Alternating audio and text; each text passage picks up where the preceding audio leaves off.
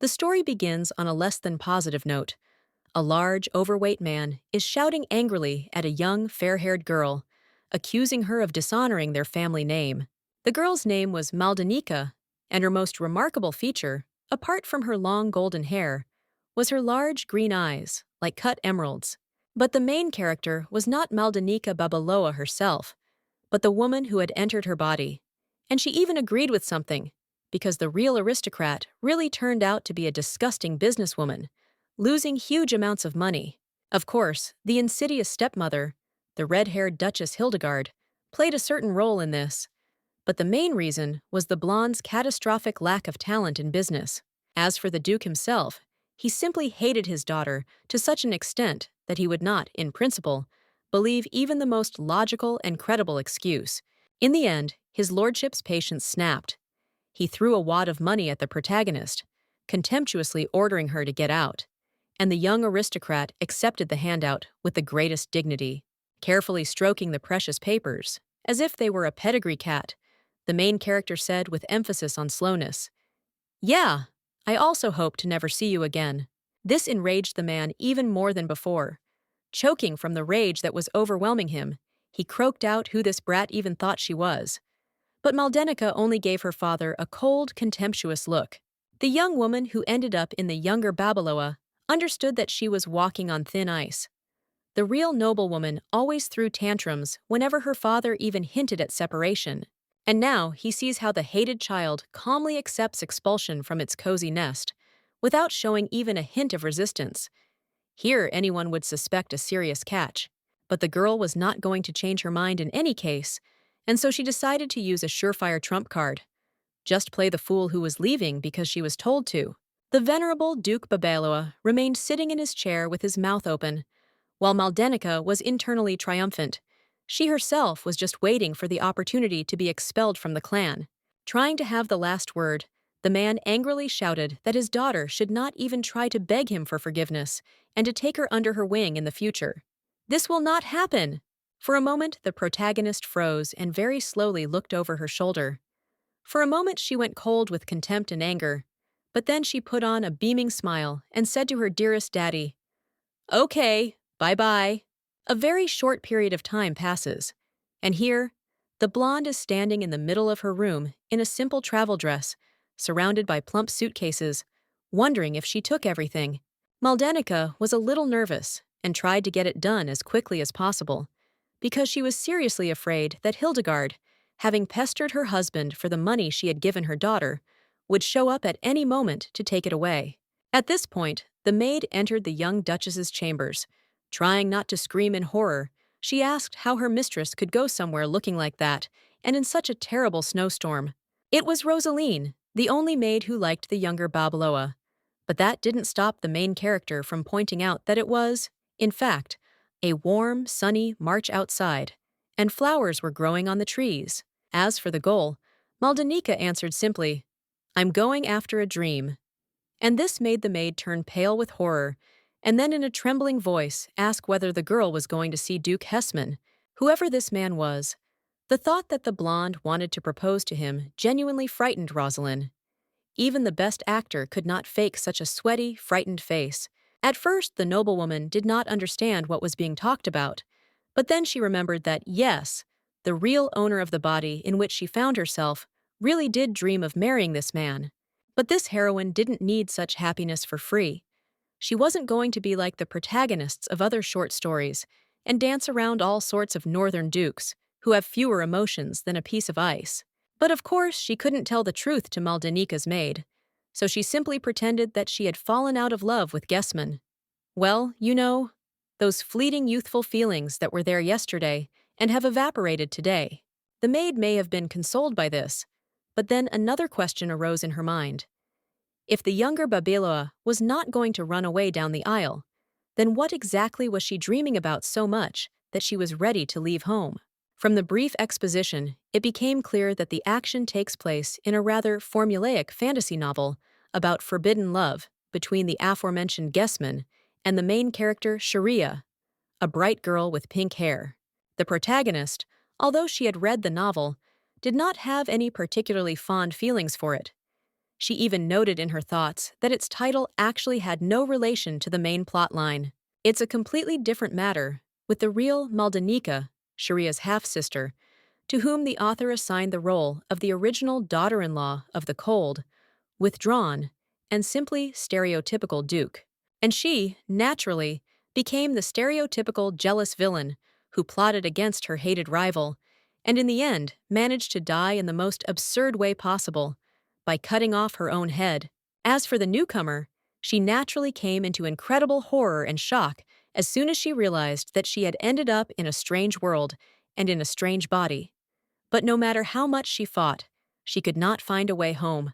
The newly minted Maldanika Babeloa decided to stop her fruitless attempts and, being a practical human, focused on teaching the laws and realities of her new home. And in the very first days, the girl firmly decided for herself that she didn't give a damn about the original author's plot. This was now her story, and it would develop the way the main character wanted. And the move, among other things, helped the protagonist realize what she really wanted from life, what she wanted from early childhood, even if she didn't admit it. Even as a schoolgirl, she looked with incredible envy at the shelves of various department stores and shops, which were almost bursting with different kinds of candies and other sweets. The people who worked in those establishments were not empty spaces or faceless servants for the future traveler, as they were for many customers. On the contrary, in her eyes, they were magicians, creators of miracles. All these thoughts excited and worried the girl so much that she finally returned to reality, and with the most determined look grabbed the handles of her suitcases. However, Maldanika was not so mean as to turn around and leave the only person who cared about her without a word. And so Babeloa confessed to Rosalind that she wanted to open a stationery store. Yes, that's exactly what the protagonist dreamed of. Not to take over the world or marry a prince, but simply to give other children the same happy memories of shopping that she had. The maid herself, however, was so astonished by this that she was unable to articulate two words clearly. And then, with the most determined look, she blocked the mistress's path to the door. Feeling like a participant in some kind of ridiculous farce, the maid admitted with an awkward smile that she simply did not understand what the noble lady was talking about now. She remembered well how all the previous attempts of the real Maldanika to go into business had ended, and the realization that the mistress wanted to try again made the faithful servant tremble. The protagonist, however, interpreted this surprise in her own way. She remembered that in this dimension, no one had yet thought of creating a store where children, not adults, would buy pens, paper, writing knives, and the like. In other words, she would not just be the owner of her own small business, but would be revolutionizing the world of business. And this realization inspired Babeloa incredibly. However, Maldanika, of course, was not a complete fool and understood perfectly well the maid's true fears. She was afraid that the mistress would fail this time too, and she would no longer have the support of her family to cover the losses.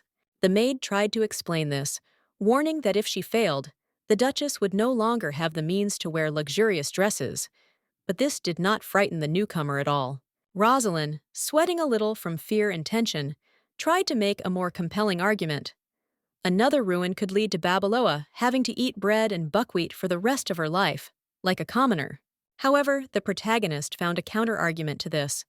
She actually loves buckwheat porridge and rye bread, so for her, this will not be a fate worse than death itself. Then she carelessly advised the black-haired maid to simply not worry so much about every trivial matter, and unceremoniously pushed the girl aside to pass. Then the poor maid gave in. With tears in her eyes, she warned her young mistress that Duchess Hildigard might want to punish her again, and few people would want that. As it turned out, this was not an exaggeration at all. In the past, the older woman had indeed been beaten by the younger one, and Rosalind would very much not want this to happen again. In an effort to console the only person who could be called a friend without a stretch, Maldanika asked the maid to simply stop being nervous. She had already decided everything for herself. However, behind this carefree facade, Babeloa was absolutely serious. She harbored a deep grudge against her stepmother and was no longer going to bend under her despotic rules. But now, opening the gates to a new life, The young blonde promised Rosalind that she would definitely invite her to visit if the idea of a children's store took off. The protagonist, of course, did not go out straight into the street, but into the large, luxurious hall of the mansion. Numerous maids and visitors had already gathered there, discussing various matters and gossip.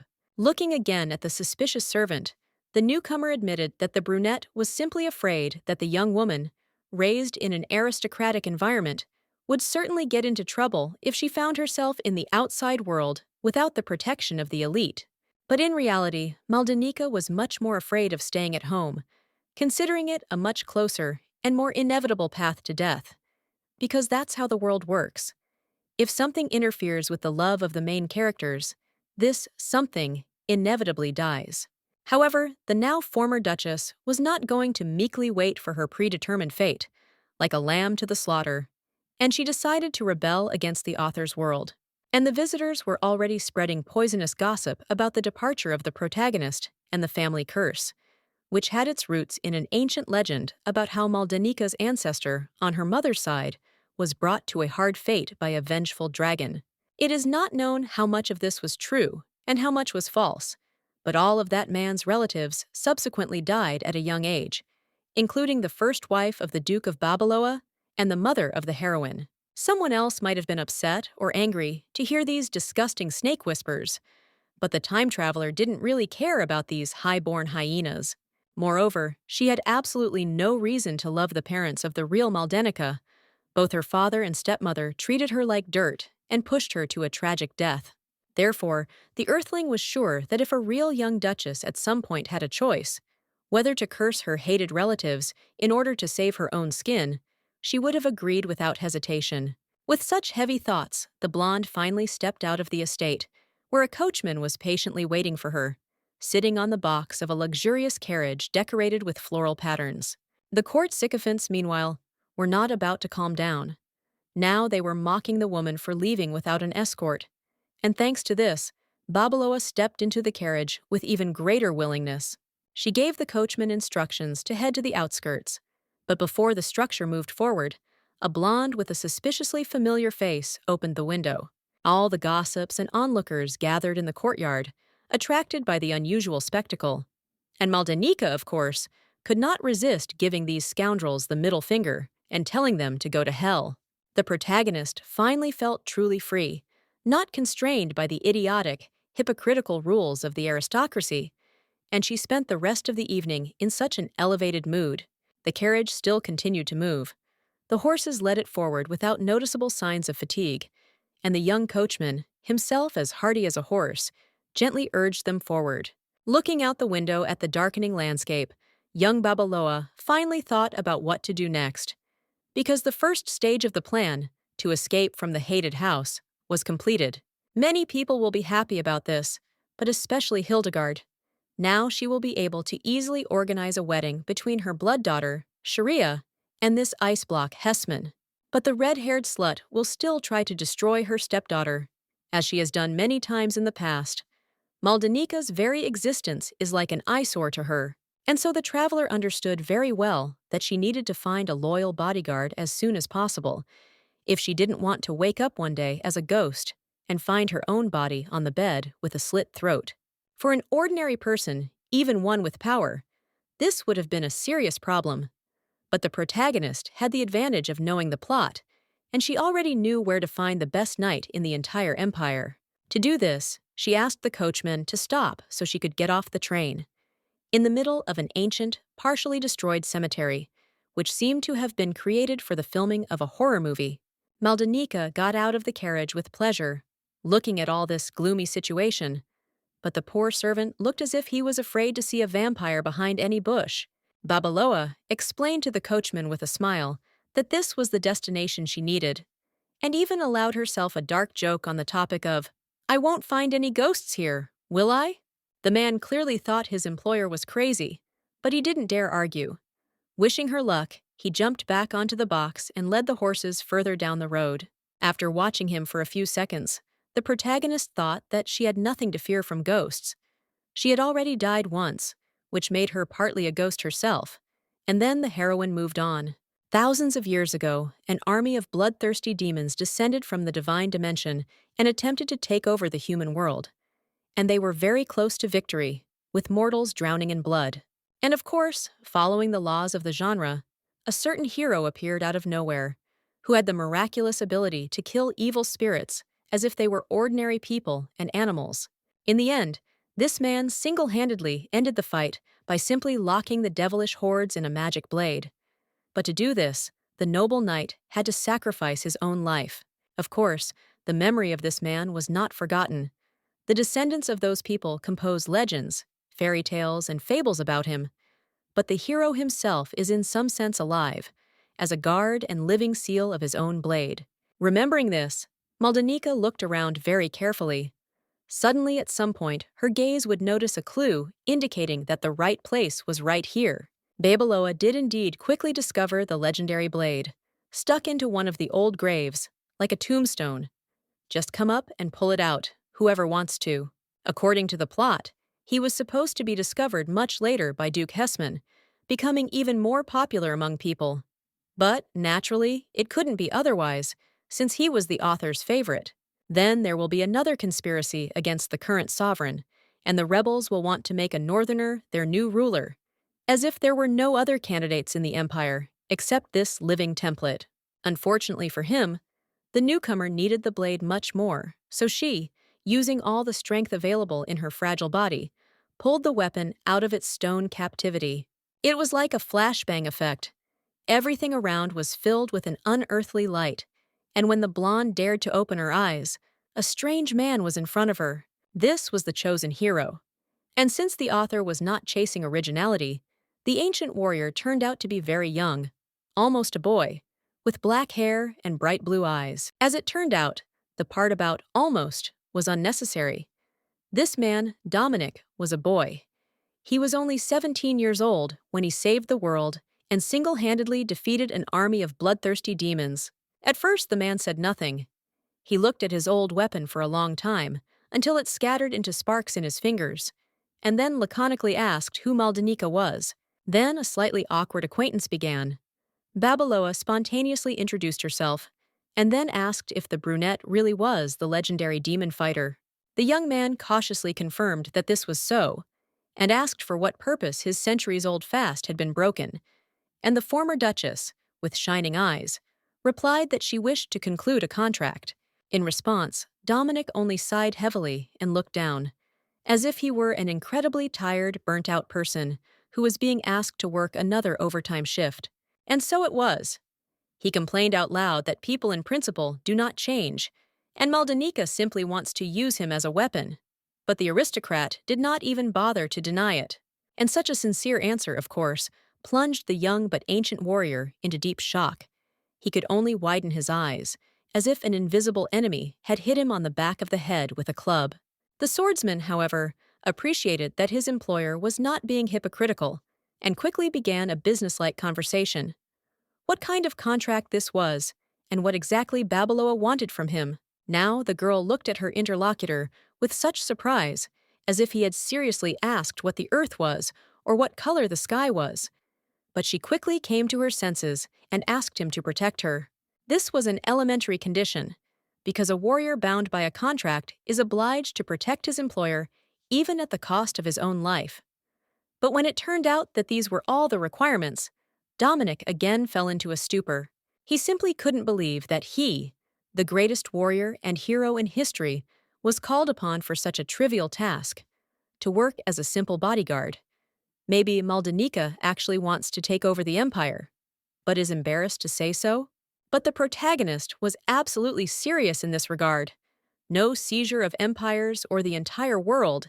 She didn't even need to play some kind of commander with irrepressible ambitions. The girl could even understand his shock. Almost all self-respecting time travelers call upon great fighters, demons, and monsters to capture everything they see. But she personally just wanted to live and sleep without the fear of getting a sharpening through the ribs. Realizing that the knight would never believe that the reason really was only this, without any hidden pitfalls, the heroine took pity and added that she had another motive. Leaning down so that their faces almost touched, Babaloa announced solemnly that she was opening a store for children next to the academy so that he, too, would be protected. For a few seconds, the poor teenager simply stared at her in shock and then sighed stoically and noted that now he understood everything, so be it. But in reality, the hero again decided that the woman was going to take over or create a country and then call it a stationery store. And this, in his opinion, was simply a disgusting name. Maldana, deciding that the ancient warrior had simply gone mad, very slowly, as if he were a fool, explained that she wanted to create a small shop with goods for children. And then she, wearily putting her hand to her face, asked what was the point of being picky at all. The brunette must have dreamed for centuries of being free. And did it really matter to him what he did afterwards? In addition, if the young man manages to fully fulfill the terms of the contract, the seal will fall off completely, and he will again become an ordinary person, left to his own devices. Dominic suddenly asked how the main character knew all this, and only now did she realize that she had spilled a lot more information than was required. But the savvy protagonist quickly replied that it didn't matter, because the guy, after all, gets a unique opportunity for a second chance at a normal life. The teenager thought out loud that this was really good, so good that it was hard to imagine a better option, and Babaloa felt as if she was being ignored. Dominic finally made a decision. Standing up, he took Maldinike, or Mel, as she asked to be called, by the hand and wished her all the best. The blonde's face turned pink, and a sincere smile touched her lips. The second point of her little plan, finding an invincible bodyguard, was clearly fulfilled. Then they shook hands firmly, even solemnly, thereby officially concluding a magical contract. And now neither side had the right to shirk the terms. The girl quickly added that the building she had her eye on for quick conversion into a store had already been chosen, but now she needed to somehow teleport to it. A few minutes passed, and the main characters appeared in front of a huge, ancient estate, no less in size than the ancestral home of the same Dukes of Babaloa. Of course, in reality, this building was not needed. No one would ever have given Maldana enough money to buy such luxury. It was the first academy of the empire. Dominic, who remembered this place 1,000 years ago, was filled with nostalgic delight. Everything here had changed a lot over 10 centuries, but it was still beautiful. Accordingly, he also decided that Mel needed the academy, and therefore was genuinely surprised why she did not approach the huge fence, several times taller than a man. Then a tense silence fell between the two young men. They simply looked intently into each other's eyes, as if each was trying to read the other's thoughts. The knight finally replied, confused, that there were no other buildings in the area. And then Babaloa, smiling, pointed to a tiny house that looked so bad that you could physically feel the filth emanating from the building. After a few minutes of another tense pause, Dominic looked at the academy again and repeated that it was the only building in the area. But the blonde ruthlessly replied that her bodyguard had seen everything he needed to. And then, with the kindest, sweetest smile, she suggested that we go. And it was as if a fresh spring wind blew into the atmosphere, filled with the aromas of flowers and leaves. The poor teenager, however, looked at her with such horror, as if he had been seriously ordered to jump into a huge cesspool full of excrement. And he clearly regretted not staying in the sword. Then the readers were shown a small exhibition. A month after the death of the mother of the real Maldana, her family was deprived of the title of marquise with all the privileges. All the wealth of the ancient family, naturally, subsequently settled in the pockets of the main character's father, this greedy, pig-like, and evil old man. However, there was one thing that eventually went to the protagonist, and not to anyone else, like the elder Babaloa or his ruthless second wife. It was not some kind of jewelry or clothing, as one might expect. It was an ordinary house, which had clearly seen much more prosperous days in the past. And the newcomer, of course, knew that the family nest had been abandoned. But she didn't think that everything was so bad that the unfortunate Dominic would want to die just by looking at it all. The blonde pondered out loud for a moment on how best to set up the future enterprise, before noticing that the bodyguard was looking too long and wildly. Trying to give his voice its usual cold firmness, the swordsman asked whether he would have to sleep and eat in this house covered in cracks and cobwebs, and Maldana simply answered, Yeah, the unfortunate warrior fell into despondency again, when he was not afraid to go out alone against the army of demons and sacrifice himself to protect others. But this was too much for him. The man stood for a while with his head down, like a ruffled crow, and then very slowly, and in a strange voice, he declared that he had been deceived. Dominic began to glare at his employer with a very angry look, so much so that if it were possible to kill people in this way, that would be the end of the story.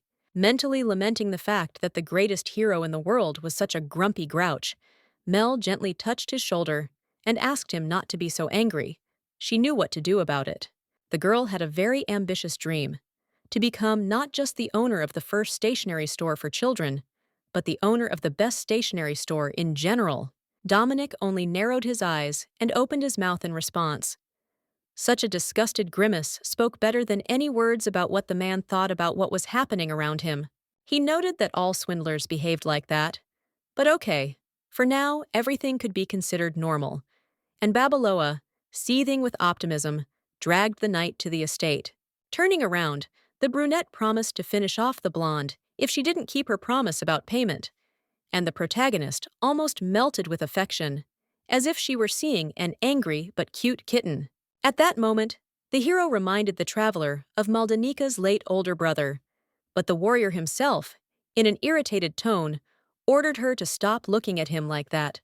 To the innocent question of what he meant, the warrior angrily replied that the blonde's face read, "Kya, what a cutie!" But, grumbling and rubbing his face, he began to look even more beautiful. Surprised at how observant her new guard was, the protagonist decided to drop the subject, and then they both went down to explore the basement. It looked as disgusting inside as it did outside. Some necropolises are more beautiful, but Mel still felt happy because it was, after all, her own home. She began to ask Dominic if this wasn't a wonderful place, dancing like a Disney princess, and the young man once again noted that he had been deceived and that his employer was completely sick in the head. He even began to pray to God, asking why the Almighty had abandoned him, to which Maldanika, with a very sarcastic face, asked why religiosity had awakened in the warrior.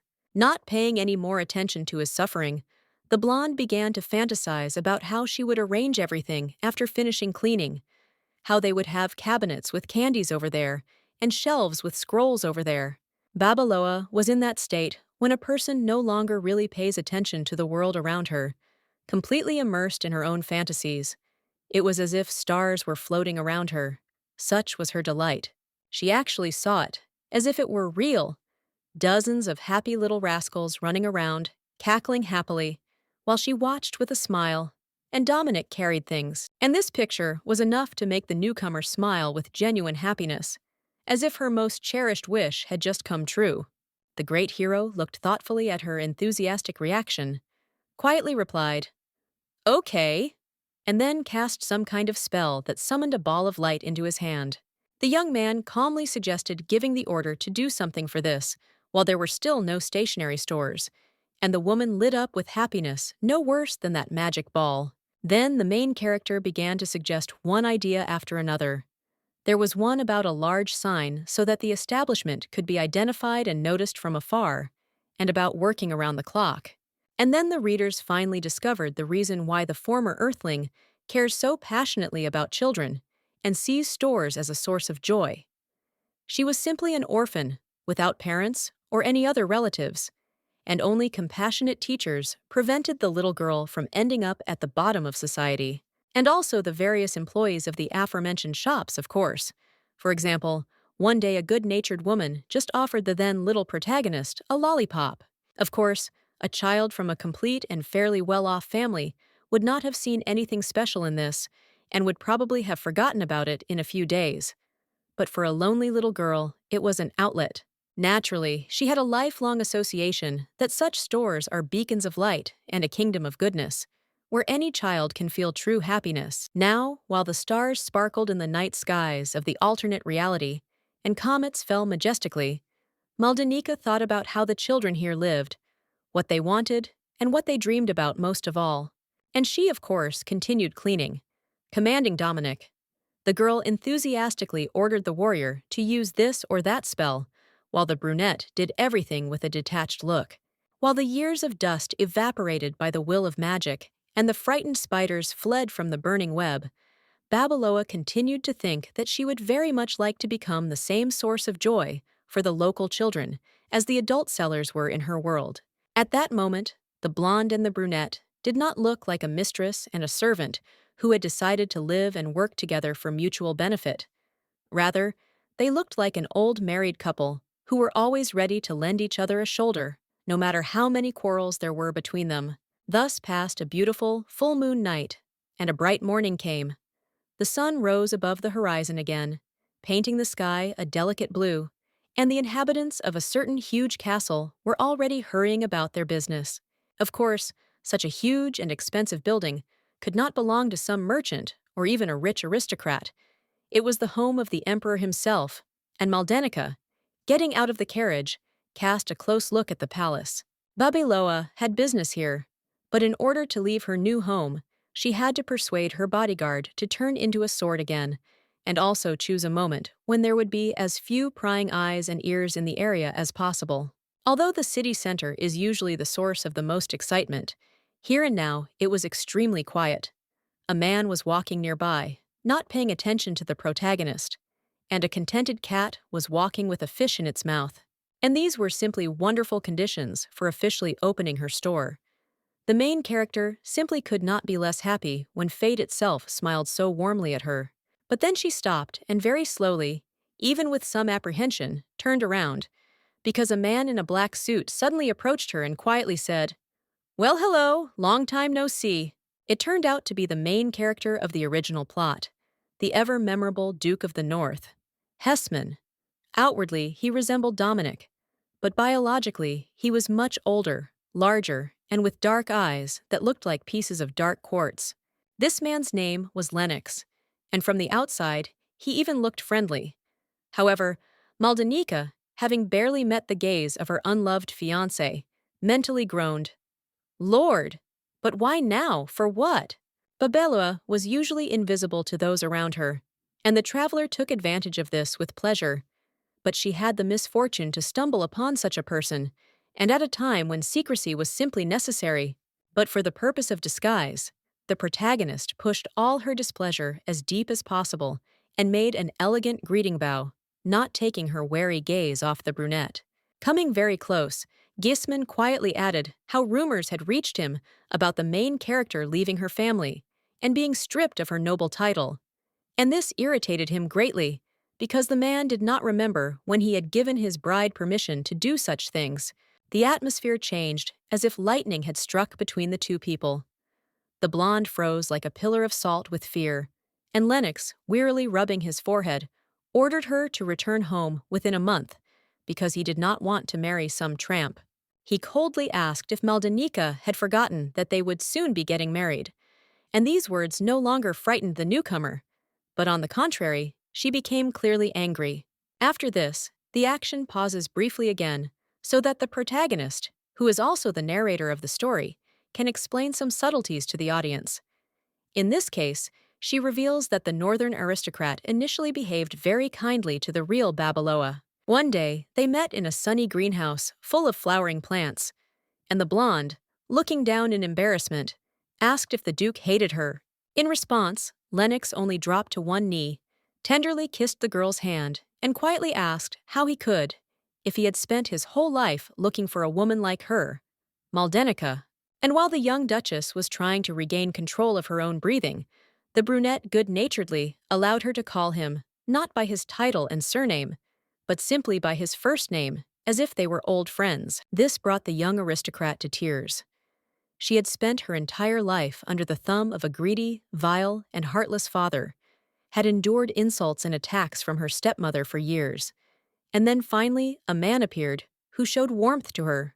Unfortunately, the unfortunate blonde fell into the standard trap of an abuser, like many young people before her. As soon as she got close enough to Gisman, his attitude towards his bride changed radically, and for the worse. He began to insult, humiliate, and venomously criticize everything that Maldana did.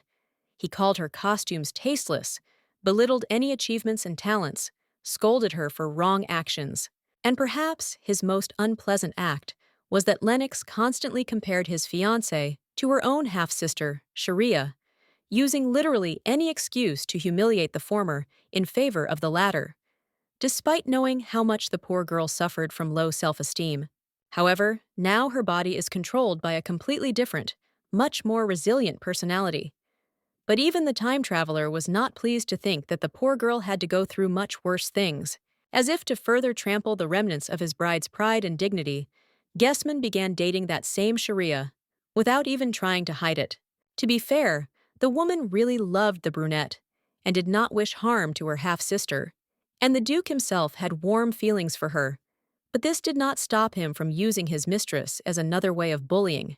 It is no secret that the palaces of the nobility are like small villages. Each person there is in full view of each other, so rumors quickly began to spread that Lennox was cheating on Maldana. In the end, the main characters still began to hide their relationship, so as not to become a favorite and constant topic of discussion among gossips. But no one even thought about ending the affair, and the unfortunate blonde could only continue to watch as the man she once truly loved treated her like dirt. And it was not hard to understand why in the original novel she wanted to kill her traitorous sister. At some point, she plucked up the courage to approach her fiancé and quietly ask if there really was nothing between him and Sharia, and if the nasty rumors were just lies. In response, the Grand Duke only rolled his eyes in pain and declared that even if these rumors were true, only Maldana herself would be to blame for his betrayal, because she was a sad, suffering mediocrity. Most people would have been furious and would have scratched Lennox's eyes out, or at least slapped him, if they had heard something like that. But Babeloa tried to justify herself or explain herself through tears. However, it was enough for Hessman to simply ask in an icy tone whether the woman wanted to go against his words for the poor man to turn to stone, as if from the gaze of Medusa the Gorgon. The aristocrat nobly assured her that he would marry Maldana in any case, so she should not worry about any nonsense. And the unfortunate woman correctly understood that the upcoming marriage would be an endless nightmare for her. And the author did not provide his heroine with salvation from this. Lennox easily manipulated the younger Babeloa, and with each passing day only plunged the victim deeper into the abyss of despair. And the scoundrel did all this with a charming grin, playing the noble savior, reaching out his hand to a man at the bottom of a deep hole, but in fact only burying him even deeper. The canonical Maldana gave up, completely abandoning any struggle. She effectively turned into a gray, trembling shadow with her despotic husband, who continued to cheat on her with Sharia. This made the time traveler incredibly angry. She was so overcome with anger and hatred that she squeezed the handle of the blade that Dominic had temporarily turned into with all her might, barely holding back the desire to rip out her fiancé's guts. Gessman and Sharia never stopped their perverted games of love for a second. Right now, the youngest daughter of Duke Babeloa was spending a luxurious vacation in the Northern Territories, warmly thinking about her lover, and Lennox, in response, was counting the days until his beloved woman would return. Unfortunately, the protagonist understood perfectly well that she could not finish off the abuser, no matter how much she hated him, so she had to choose a much more subtle tactic. With a gentle smile, Pseudo Maldana informed the Duke that she knew everything, and the brunette, outwardly showing slight concern, sternly asked what they were talking about, but the main character did not answer right away. She thought that it was actually very strange that the real Babeloa did not guess the true state of affairs for so long. After all, if you think about it logically, there must be a good reason why the Duke, despite everything, wants to marry Maldana and not her sister. And it is unlikely that this is purely a matter of sadism. The protagonist said out loud that she knew about Gessman's relationship with Sharia, but the brunette only said with an arrogant smile that they never got to the point of intimacy, so there was nothing to worry about. The traveler remembered that the woman whose body she was now occupying had tried several times to call off the engagement in the book, but all her attempts had ended in nothing but shameful failure. And the real Maldana continued to sincerely love Lennox. No matter how much torment she experienced because of him, she simply could not order her heart to stop burning with love. Fortunately, the former Earthling did not suffer from such stupidities, so nothing prevented her from calmly, and even indifferently, declaring that she was not interested in such excuses. She didn't care what the brunette would say next. She would do everything in her power to break off the engagement. And the usually calm, self-satisfied Duke looked at his victim with genuine surprise. In a very slow and quiet voice, the man asked what that was all about, as if he was currently struggling with the desire to slap the girl in the face as punishment for her rebellion. But the protagonist was not afraid of him at all, and even on the contrary, she mockingly clapped her hands, feigning surprise, and suggested that Guessman simply get engaged to Sharia. In theory, then Lennox would get what he wanted anyway, an alliance between two powerful families. But he repeated that he did not want to marry the younger sister. He only wanted the older one. As if in passing, he tried to humiliate his future wife again by telling her how wonderful her sister was. But now there was a completely different person in Maldanica's body, and she didn't give a damn. However, the aristocrat repeated that he only wanted a blonde as his legal wife, and the main character felt that her strategy was noticeably failing. So she decided to herself that if His Northern Highness, despite everything, was going to drag her down the aisle, then Babaloa would make every effort to make Guessman howl like a wolf from his new married life. And as a mockery, the newcomer, with feigned indifference, suggested that Lennox in that case marry Lady Hildigard herself. She is an old woman, but still in her prime, and Maldanica would never put a ring on her finger. Some fan of mommies would even be happy with such a proposal. But the brunette, judging by his stunned face, did not consider a 30-year age difference acceptable for marriage. But one had to give the nobleman credit. He controlled his emotions very well and did not explode with indignation. On the contrary, he only asked even more calmly what the blonde was trying to achieve with such behavior. And he wasn't the only one, to be honest. Dominic, who continued to remain in the form of a sword and heard everything, also became nervous, not understanding what his employer was dragging him into. But the girl quietly promised to pay extra for it. To do this, she had to slightly expose the blade of the sword. And Lennox, of course, took it completely differently. Staring at the weapon, he asked the bride in a completely icy tone why she was taking out a weapon on the street. The disguised hero asked with even greater concern what Babaloa was going to do. But the blonde, having fully drawn her blade, only replied that she had to obey. She thrust the tip of the weapon hard into the pavement and breathed heavily, like an old woman leaning on a stick, but added when she had caught her breath, "I don't think you get it."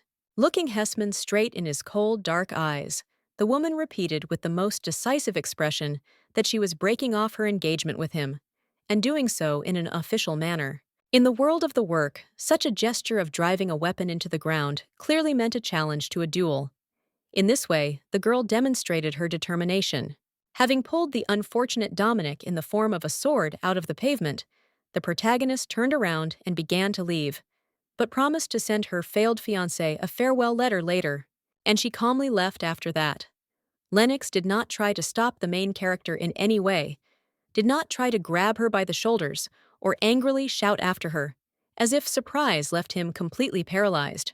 As it turned out a second later, that was exactly how it was. The Duke, who had been used to establishing dominance over those around him all his life, now looked exactly like his former victim, depressed and frightened. To reassure himself, the young aristocrat decided to think that this was not really a breakup, but simply a vile feminine tactic to attract attention, and he, of course, would not fall for it. Guessman tried to convince himself that Maldanica was completely under his control, that she would never run away anywhere, although he painted her in his image as happy and joyful. And he also correctly understood that something was not right here. Such a woman could not have completely changed in one moment. Something serious had to happen. And Lennox stared intently after Babaloa. The girl, as if sensing this gaze, turned around sharply, and the Duke grinned triumphantly. Well, of course, he had trained his new pet perfectly. It could not seriously try to bite its owner. The protagonist slowly approached the guy and quietly said that she forgot to tell him something. But Guessman coldly interrupted her, saying that he did not need an apology. Such impudence made the traveler fall out of reality for a few seconds, sincerely not understanding what she had to apologize for. And then she sarcastically noted that if Lennox had been the same kind of pig in the novel, and not just a stereotypical, poorly written character, the author would have gone broke. The protagonist smiled slyly and leaned forward slightly. She was not the old, downtrodden Maldanika. She would write the plot according to her own rules, and now she was about to tell her fiance something important. The young duke looked at Babaloa with a completely indifferent gaze in response, the way many people look at furniture that needs to be patched up so that it can continue to serve well. The girl began by saying that Gessman most likely thought that their divorce was nothing more than a cheap feminine tactic to attract attention, to make the distant guy love her more. But what does it matter? Lennox thought later. She can't really leave me. I've trained her like a dog. And in reality, the man's eyes widened, unable to believe that his bride had somehow guessed his every thought. When Maldanica triumphantly finished her speech with the words, "She is head over heels in love with me. There will be no divorce," any hint of complacency completely disappeared from the brunette's face. He was genuinely scared. All he had was enough composure to squeeze out an inarticulate, frightened, "What?" And now the blonde was grinning triumphantly from the fact that she had hit the bullseye every time. Placing her fingers on her chin as if pondering some complex thought, the younger Babaloa calmly, without unnecessary theatrics, reported that it was all a lie. One of the main advantages of being a traveler into a familiar work is that an attentive reader knew perfectly well how a particular character might think and act, but his personality and methods remained a mystery to those around him. In the original novel, the young duke was abandoned by his lover, which left him with terrible wounds to his soul and turned him into such a tyrant.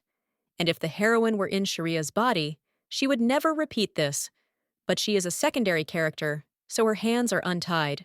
On the other hand, she still realized that she couldn't go too far. If Gessman turned into a maniacal madman, eager to get a victim at any cost, then even knowledge of clichés and Dominic's bodyguard wouldn't necessarily help. No, she definitely wouldn't want to endure love drama and get a personal stalker, let such happiness go to someone else. However, Babaloa didn't have time to finish this thought, because Lennox grabbed her hand and demanded an answer, whether she had someone else. In response, the woman only sighed wearily and contemptuously. Are all cheaters like that? And are each suspected of the same crime that they themselves commit? And the aristocrat's blood was boiling even more. No composure, no detachment, no indifference. He looked as if he was ready to use his fists at any moment, just to get some kind of answer. Then Maldanika pointed her finger at the first guy she saw, and declared that even marrying a stranger like him was a much better fate than living together with Gessman. Lennox showed emotion again, and this time it was a raging, searing rage. He croaked, "How dare Babaloa treat him like that?" But the blonde picked at her ear lazily, for this was only the first stage of the verbal spanking. Then she asked if the Duke was finally ready to leave her alone, when she demonstrated in the most intelligible way that she didn't give a damn about him, and she added with a happy smile that he should never touch her again, not grab her like a naughty little dog, and not hypocritically accuse her of cheating because he himself is a huge, stinking piece of shit. After this, readers were shown the main character walking down the street alone. Lennox was nowhere to be seen, and there were no signs of possible injuries on the girl. Oh, to say that she was proud of herself would be a criminal understatement. The time traveler was incredibly happy that she had brought the aristocrat down from the heavens, not even to the earth, but to the dirt, taking revenge for the months, if not years, of suffering of the real Maldaniki. As for Dominic, who still retained the form of a sword, he did not share such excitement. In fact, the ancient hero doubted whether it was worth it to be rude to one of the most powerful and terrible people in the current empire. The protagonist only frowned in bewilderment and scratched her face in response. She didn't think she had done anything out of line. She had simply put an arrogant boor in his place. On the one hand, if she were the Duke, she would definitely want to take revenge, so the risk of a visit from the masters of wetwork could not be ruled out. But, on the other hand, she knew Hessman and understood that the man could simply throw his shame out of his head. In any case, the newcomer was sincerely proud that she had found the strength to resist this scoundrel. Very few people dare to object to abusers and exist under their thumb for the rest of their lives. Dominic thought for a moment and noted that there really was no reason to worry about such a freak, and Babaloa smiled very warmly at her bodyguard before heading off to her original destination, the government office. In the Empire, everything existed according to strict rules, and in order to do any business, it was necessary to obtain a license. But the protagonist was surprised at how quickly she was issued her own. On the other hand, when she arrived, disappointment, detachment, and sadness were evident on the officials' faces. You didn't have to be a mind reader to understand that they were sure that Maldanika would go bust again. Unfortunately for the former dugout, the original owner of her body had already become a real legend among clerks and high society, and a legend in the worst and most farcical sense. But there was a definite plus to this, no matter how you look at it. While all the other people had to stand in line for a long time and go through all the circles of bureaucratic hell, she was immediately given the necessary papers. The protagonist, not being a fool, immediately appreciated how convenient it really is. When everyone sees you as just a talentless idiot, it is very easy to get things done without attracting unnecessary attention. The girl could have mentally celebrated her 2 small victories for a long time, but she was interrupted by an unknown voice. A certain person politely said that Maldanika had dropped a piece of paper. The blonde, without really getting a good look at her mysterious interlocutor, hurried to accept the loss from him with gratitude, but the stranger suddenly asked, "Is that really all you were talking about?" As it turned out, this man had heard her entire argument with the powerful Duke Hessman, and just the mention of this name made Babaloa feel her blood boil in her veins. Even the last lousy pig would be better than this bastard. The unknown person, allowing himself a slight grin, noted that this was actually even funny. And at the same time, readers were shown part of his appearance for the first time. The main character froze, like a machine that had suddenly been switched to the off button. Maldanika tried to remember whether the guy she had randomly poked during that divorce was wearing a white shirt. But when the former Duchess concentrated her gaze and looked carefully ahead of her, she saw no one. The mysterious man in white had disappeared like a ghost. The time traveler blinked in confusion and shook her head, trying to understand what it was all about. But, not having come to any conclusion, she decided to simply not think about it anymore. She no longer planned to come to this office, which meant that the chance of meeting the friendly stranger again was close to 0. And when the protagonist returned to her new home, the day had already turned to sunset. Opening the door, the younger Babaloa was in 7th heaven with euphoria. Now her future store, which until recently had been teeming with spiders and other pests, was clean and sparkling. And of course, we had Dominic to thank for this. Like the good fairies and wizards from Disney cartoons, he used magic to control brooms and pipidastras, making them sweep away dirt. The blonde had Napoleonic plans. She was going to order repairs to the building to fix the foundation, walls and roof, and she also needed to buy groceries and do the interior decoration. For this, oddly enough, one should thank Dad, Duke Babaloa Sr. When he said goodbye, he threw his unloved daughter 200 becquerels, which was a pittance for him. But for the heroine, it would be enough to order a witch repairwoman and the first goods. Dominic did not share such bright delight, which was normal for him. However, this time, the young man looked overly withdrawn and thoughtful, which raised questions in Maldanika. As it quickly turned out, this was also connected with Lennox. For some reason, the ancient warrior was worried about whether that disgusting man really was his employer's fiance. The main character confirmed this, but quickly, and with sincere pleasure, clarified that this was her ex-fiancé. This monster no longer had power over her soul and destiny. For some reason, the blue-eyed swordsman was very surprised by this, and the protagonist assumed that after the contract was concluded, the servant began to feel her emotions, and now he could not understand why there was not an ounce of sadness in Babaloa's soul. But then Dominic simply rubbed his forehead tiredly and quietly said, "My condolences. It happens," as if he were a psychologist tired of listening to other people's problems. And so it was, in fact. The ancient. But at the same time, young knight did not even think to hide that he considered his current position terrible and his mistress a source of problems. The more he talked about it, the wider Maldanika's grin grew. But even she was genuinely shocked when the hero said, "You used such a wonderful sword like me to do terrible things." The time traveler tried to turn everything into a joke, playfully poking the bodyguard with her fists and asking, "Come on, did the Duke offend you more than me?" But the warrior replied that that was not the reason. He was clearly not telling the whole story, and the main character might have gotten to the truth in a different situation. But she suddenly remembered that she had overlooked another important point. A few minutes later, the audience is shown how the protagonist, with rapturous eyes, moves a pen over paper, composing the promised letter about divorce from Guessman. But Maldana, of course, was not content with simply writing a laconic and dry refusal of marriage. She wanted to pour salt into the wounds of the hated brunette, adding that he should not even come near her. The blonde didn't hesitate to kick her hated relatives in passing, because they still hadn't officially disowned her. Lennox continued to pester her like a huge, disgusting gadfly. Dominic, observing her actions and feelings, wondered out loud, could it really be that a born noblewoman, and one of the most influential and well-born, so sincerely and passionately wanted to lose her title?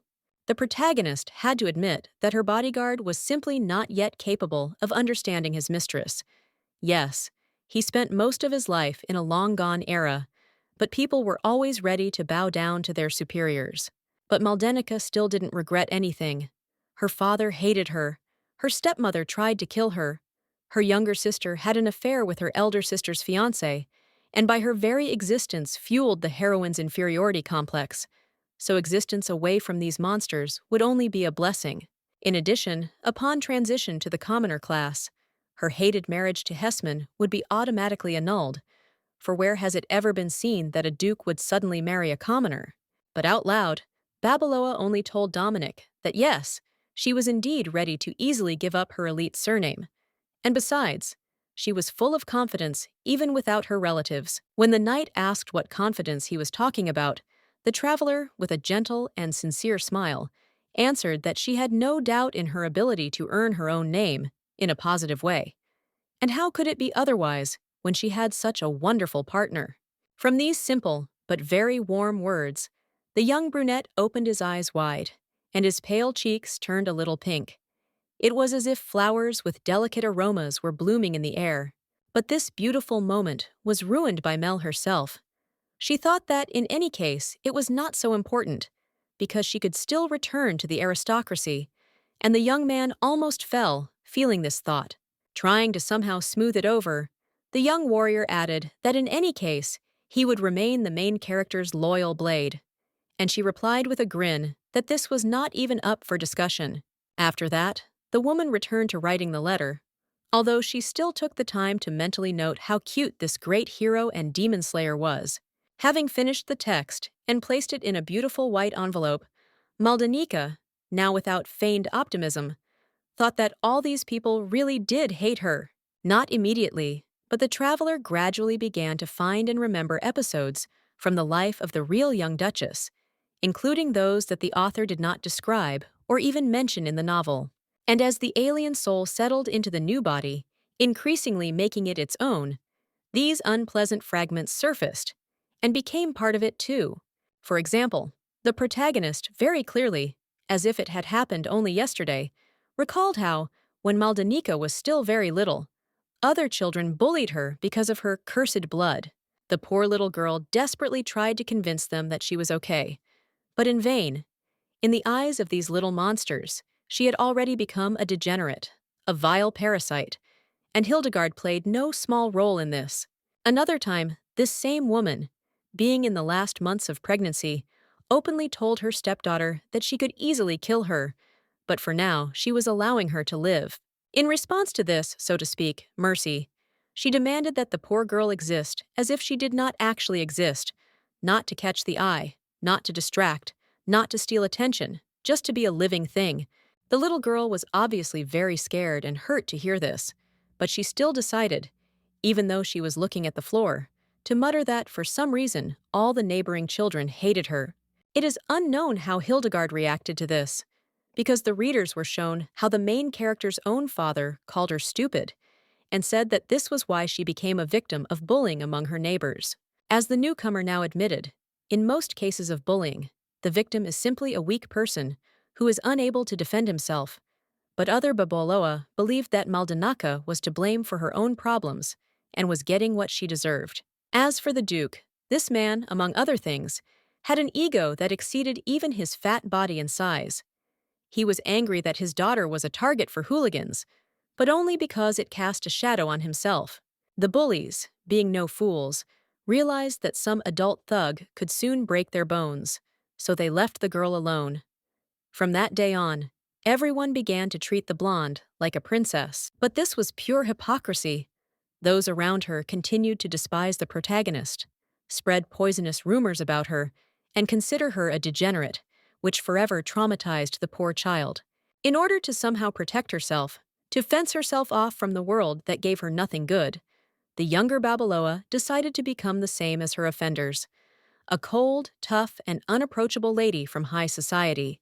And the time traveler, who was initially a completely different person, was now able to appreciate it as if it had all happened to her personally, and was burning with the desire to rip out the guts of all these bastards. However, she did not lose her cool head and understood perfectly well that at this stage she would not be able to do anything with the powers that be, even with Dominic, a great but solitary knight, under her command.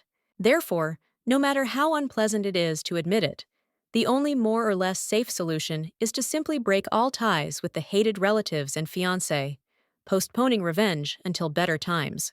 Having settled on this option, the protagonist decided to throw the nasty thoughts out of her head and, stretching sweetly, admitted that she was looking forward to tomorrow with great impatience. But, looking out the window onto the night street, she again plunged into unpleasant thoughts. What if the rest of Babaloa or Guessman decide to send bone breakers after her? Yes, for such a case, she had enlisted the support of the greatest warrior this world had ever seen. But Dominic was alone, and deep down, the traveler was not sure that this would be enough. She could have tormented herself for a long time with unpleasant thoughts about the topic of what if. But in the end, she told herself that she was 100% sure of one thing, and then went to rest until the night gave way to morning. Readers were shown the main characters walking through a door. Maldana was wearing a beautiful blue dress with a white floral pattern, and her bodyguard was wearing a simple white shirt. The protagonist decided to finish something, but before she could take a single step, Dominic quietly added that yesterday's Duke was indeed a rare bastard. As it turns out, this wasn't just empty talk. Mercenaries have been following them for some time now, pretending to be random passers-by. But Lennox himself is still nowhere to be seen. There were 5 thugs, but perhaps only the most experienced person, accustomed to instantly reacting to danger, would have been able to recognize them, because for the heroine and the readers, there was only a street full of harmless people in the area. The blonde thought about the bodyguard's words, and then remembered her stepmother. This evil woman, most likely, would not calm down either until she sent her to the next world, or at least took aim at her. In other words, she was being hunted from 2 sources at once. Hessman, who wanted to take revenge for the humiliation and take Maldana as his wife, and Hildigard, who feared that the hated stepdaughter would want to harm her own daughter. Dominic, listening to all these emotions, began to literally burn with rage, so that the girl even had to calm down the faithful guard. And Babaloa noted to herself that it would be even more unpleasant if the hated relatives decided that she had abandoned the Duke for the night. In general, the former aristocrat asked the bodyguard to pretend for now that nothing suspicious was happening, so that the opponents would relax, and the young man in response assured that he was an expert in such things. Then the protagonist thought about the fact that they needed to find the carriage, and the young hero clenched his fist tightly. But he didn't say anything else, and didn't even think. In the end, the main characters decided not to waste time and money on finding a driver, but to walk on foot. But Dominic was even glad about this, because he still could not properly stretch his body after centuries of existence in the form of a weapon. For a while they just walked, talking about this and that. But when the heroine started talking about her plans for the store, the bodyguard suddenly interrupted her, asking her to look to the side. The girl looked, but did not find anything strange. In front of them was a completely empty street and a narrow gateway leading to the other side between the rows of houses. However, having looked closely, Maldanika noticed that an unfamiliar man was lurking around the corner. No, a boy, judging by his build, even younger than 17-year-old Dominic. By all possible assumptions, he did not look like a murderer. This young man wore rich clothes, befitting an aristocrat, and besides, his knee was very badly bruised. Another person would most likely have passed by, suspecting a very sophisticated trap. But Babaloa, unable to ignore the misfortune of an innocent child, rushed to help, even asking the knight to wait aside so that he would not frighten the baby. The protagonist slowly approached the unfamiliar teenager and carefully squatted down in front of him, as if there was a frightened small animal in front of her. Then Maldanika very carefully and tenderly took the stranger by the hand to help him up, but the boy only groaned, admitting that he was unable to walk. A drop of sweat ran down the traveler's temple from anxiety and awkwardness. Lost in conjecture, she suggested calling a doctor so that he could do something about the teenager's injury. The stranger quickly refused, declaring that he did not need a doctor, and at the same time, for the first time, he showed the protagonist and the readers his blue, sapphire-like eyes. He tried to convince Mel that he was just a little tired, but if he was given a little time to regain his strength, he would start running like a gazelle. But the girl quickly began to suspect that the teenager was afraid of the wrath of his own family. There was a barely audible rustling sound behind them. It was Dominic, approaching the corner of the gateway, and he didn't say anything yet. He just looked with his arms folded across his chest. After a few seconds, the brunette came to certain conclusions for himself, after which he simply walked up to the boy and took him onto his back, not listening to objections, although Maldanika, judging by her face, was not at all against it. After this, the action returned to the main character's house. Now it looked much better than before, but still seemed uninhabited and overgrown with wild plants. The traveler carelessly noted that she had not managed to arrange everything here as it should have been, but the young nobleman looked at this place with real horror, as if he had been dragged alive into the underworld. Losing his mind from disgust and fear, the young blonde muttered that he felt like a knight on the battlefield, to which the main character, with a false smile, asked him not to dramatize. Dominic, who was treating the young guest's knee, asked the child not to twitch, and then the boy openly flared up. He shouted that he was not some toddler, but almost an adult knight, and now this squire was desperately trying to prove to those around him, and to himself, that he did not need any help and was not afraid of pain. He was just like a grown man and a warrior. The girl stared at him with genuine surprise, but she quickly realized what was best to do in this situation, and without a hint of irony, she said, "Okay, adult knight, I believe you." Hearing that he was now treated with due respect and not fussed over like hens with a chick, the young blonde blushed and smiled triumphantly, and Maldanika almost lost consciousness. He was so cute. Having come to her senses, the woman only now noticed that the young man was holding something in his hands, some kind of wooden box, similar to a woman's jewelry box. On closer inspection, she realized that it was actually a cardboard package with a picture of a music box on it, and it looked very old and worn. Quietly approaching the boy from behind, Babaloa leaned closer to his ear and enthusiastically asked if their first customer liked such things, since they were so hard to find these days. In response, the young blonde blushed very deeply and looked at Mel with genuine fear. You didn't have to be a telepath to understand that he was ashamed of this burden of his. Somehow forcing himself to speak, he shouted that yes, it was his favorite thing, and let at least one dog try to laugh about it. But the protagonist, raising her hands in a gesture of reconciliation, assured the little boy that she had not even thought of laughing. In fact, the boy didn't like music boxes in general. He was attracted by the fact that this thing was very old, so the girl tried to convince the teenager that a love for antiques is a completely normal and even respectable hobby. The squire was genuinely pleased by this, and he blushed noticeably. But then he became embarrassed again and timidly whispered that he had bought the box for his brother, and he was not sure that his relative would appreciate such a gesture. The traveler mentally admitted that an ancient box was not the best choice as a gift, but she did not want to hurt the young man with such a cruel truth, and therefore assured him that if there was sincere love between relatives, then any gift would be appropriate. And mentally, she added, if a person hates you so sincerely, then it doesn't matter what you give him. Even a star from the sky, your gift will still be thrown into the nearest trash can.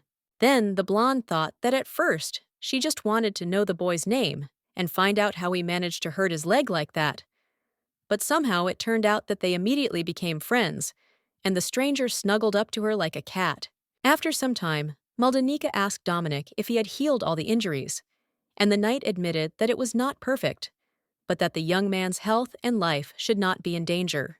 Watching the brunette perform gymnastics exercises, the protagonist was surprised to note how thin he actually was.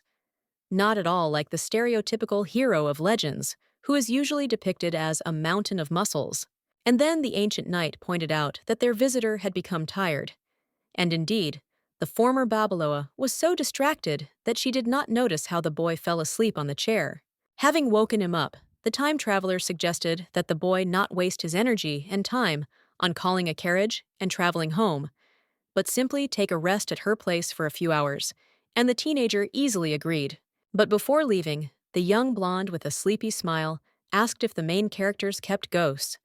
Just in case, he wouldn't be surprised by something like that. Taken aback, the heroine tried to assure the guest that everything was fine, and even if there were ghosts here, they would defeat them. But she almost cursed when the naughty boy said, "It's not worth it. A knight must always be brave, even in such an old and nasty house." It was a real blow below the belt.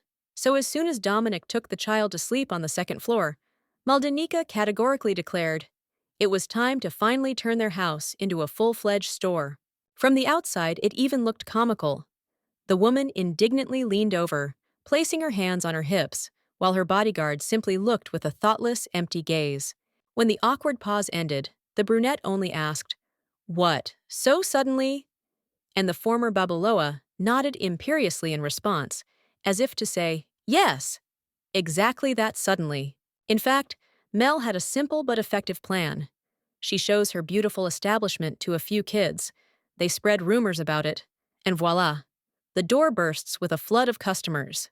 Unfortunately for her, Dominic openly admitted that for now these were completely hopeless dreams. Now their house looks so unpleasant that hardly anyone would want to come here of their own free will. Having overcome her monstrous embarrassment, Maldana cleared her throat and continued to outline the plan of action. First of all, they needed to tidy up the garden outside, and there was a lot of work to be done. Over the decades of neglect, the area had grown so large that it now resembled a small jungle filled with weeds and ivy. And instead of a scythe or a sickle, she was going to use the legendary blade that Dominic had once used to defeat demons, and the young man had initially resisted this, but then resigned himself and began to cut down the pests faster than any lawnmower could. The protagonist looked at this with inexpressible envy. She herself was an ordinary person, so her work progressed extremely slowly and painstakingly. She almost dropped the scissors from her hands when the great hero calmly asked if his mistress had forgotten about the 5 mercenaries who had been following them that morning. The man calmly explained that when they found the teenager, he secretly used mind magic on the bloodhounds to make them go away without resorting to violence. This, one could say, was his little gift to Maldana for everything she had done for her bodyguard before. And upon hearing this, the blonde quickly and deeply turned pink. Having regained her gift of speech, the protagonist began to praise the guy, claiming how great and awesome he was, while Dominic himself, with false modesty, noted that he had become weaker over the centuries of imprisonment. So they continued cleaning with a feeling of joy and peace in their souls, until Babaloa froze, letting go of the tools from her hands. For a moment, she felt something strange and even creepy, as if some terrible giant was staring at her. Having carefully examined the courtyard, the girl did not find anything even remotely suspicious, only the lawn, still full of weeds, and rows of trees in the distance. Then the blonde glanced down and saw Dominic's blade. And it was precisely this blade that looked so strange and ominous that one could see a supernatural haze emanating from the scabbard. Feeling a whole army of icy goosebumps running across her skin, the newcomer quietly called her bodyguard. But he was still smug from the recent praise, and didn't really listen. And then something even more terrible happened. The heroine tried to explain to the brunette that something was wrong, but she simply could not utter the appropriate words, as if someone had taken away her voice. Perhaps this would have been the end of the story, but the instincts of an ancient knight, honed over the years, worked better than any words. Sensing with his skin that danger was nearby, Dominic covered Maldanika, and an instant later, reality itself exploded above them. It didn't even look like a normal explosion. It was more like someone had collected all the darkness from the universe, condensed it into a tiny point, and then let it go. And even the caustic Babaloa couldn't find the words to describe it. And a few seconds later, it became known that this was not even the worst thing. After all, what was happening was not the result of black magic, but the consequence of the fall of the seal on the blade, which until that moment continued to hold the demons inside. The main characters were not destroyed on the spot, only because Dominic's holy magic had so far contained the spreading filth, not allowing it to cross the line. But even his powers were not limitless. Sharp shards of ice also flew in all directions, and the man ordered the woman to dodge. But the protagonist, having taken a closer look at the strange ice that did not melt in the warm spring weather, refused.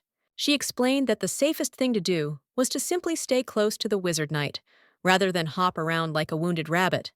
But then a strange, supernatural voice suddenly sounded in her head. The blonde froze, unable to move even a finger, and the disembodied voice seemed to ask itself questions. Was it really she who had signed the contract? Before answering itself that Babelo needed to be killed, and immediately after that, the protagonist's body was pierced by a terrible pain, as if some crazy invisible being had pounced on her, started hitting her wherever his gaze fell, and strangling her. Dominic noticed this immediately, but he could not tear himself away, so as not to destroy the barrier, and the invisible spirit continued to kill Maldanika, promising that with her death, he would be able to carry out his revenge. Everything was swimming before the blonde's eyes. Her vision was clouded. The words were heard as if through a thick row of walls, and the heroine could only clearly perceive the young man who had risked throwing away his support behind the screen. For a moment, the former earthling thought that she would really die right here and now, but then the illusion disappeared, and she, supported by Dominic, wheezed terribly, swallowing air.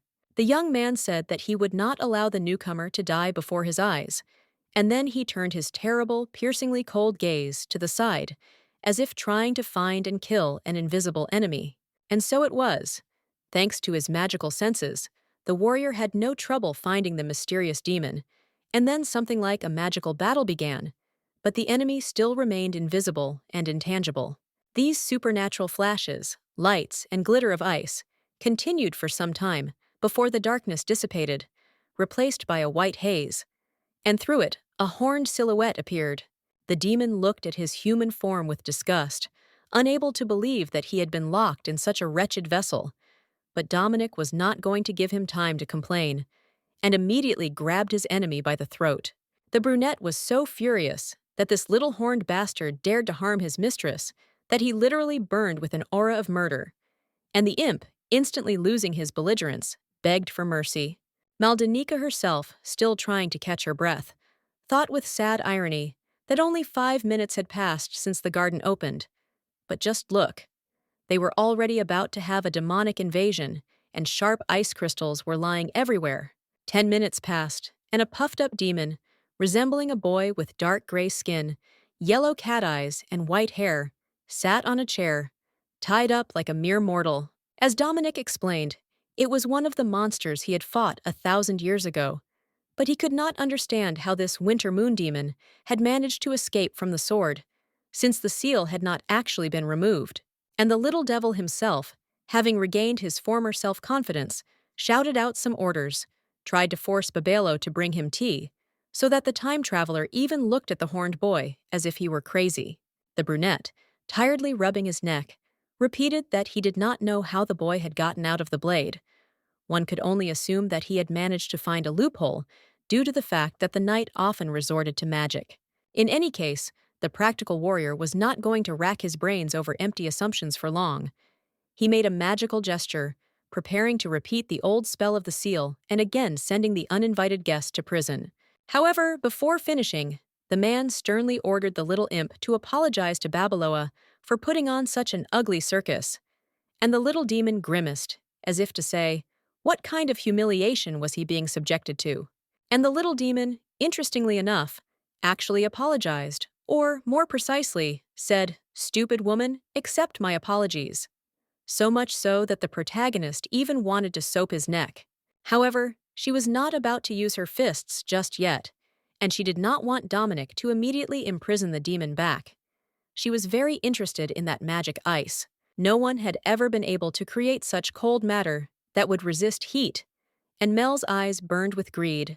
And the horned boy, unaware of the impending danger, boastfully declared that as a demon born under the winter full moon, he could create such things in any quantity. Just in case, the time traveler asked the bodyguard if he knew how to do something like that, and the way Dominic quickly looked away, trying to keep his face calm, spoke volumes. At first glance, Maldanika's interest in ice might seem strange, but the inhabitants of the Earth of the 21st century are accustomed to refrigerators and other gifts of civilization, whereas here it was much more difficult. Even the richest people were forced to regularly spend money on buying another batch of ice to store food. But if someone provided them with a source of eternal cold, then this person would be rich. The further development of events was obvious.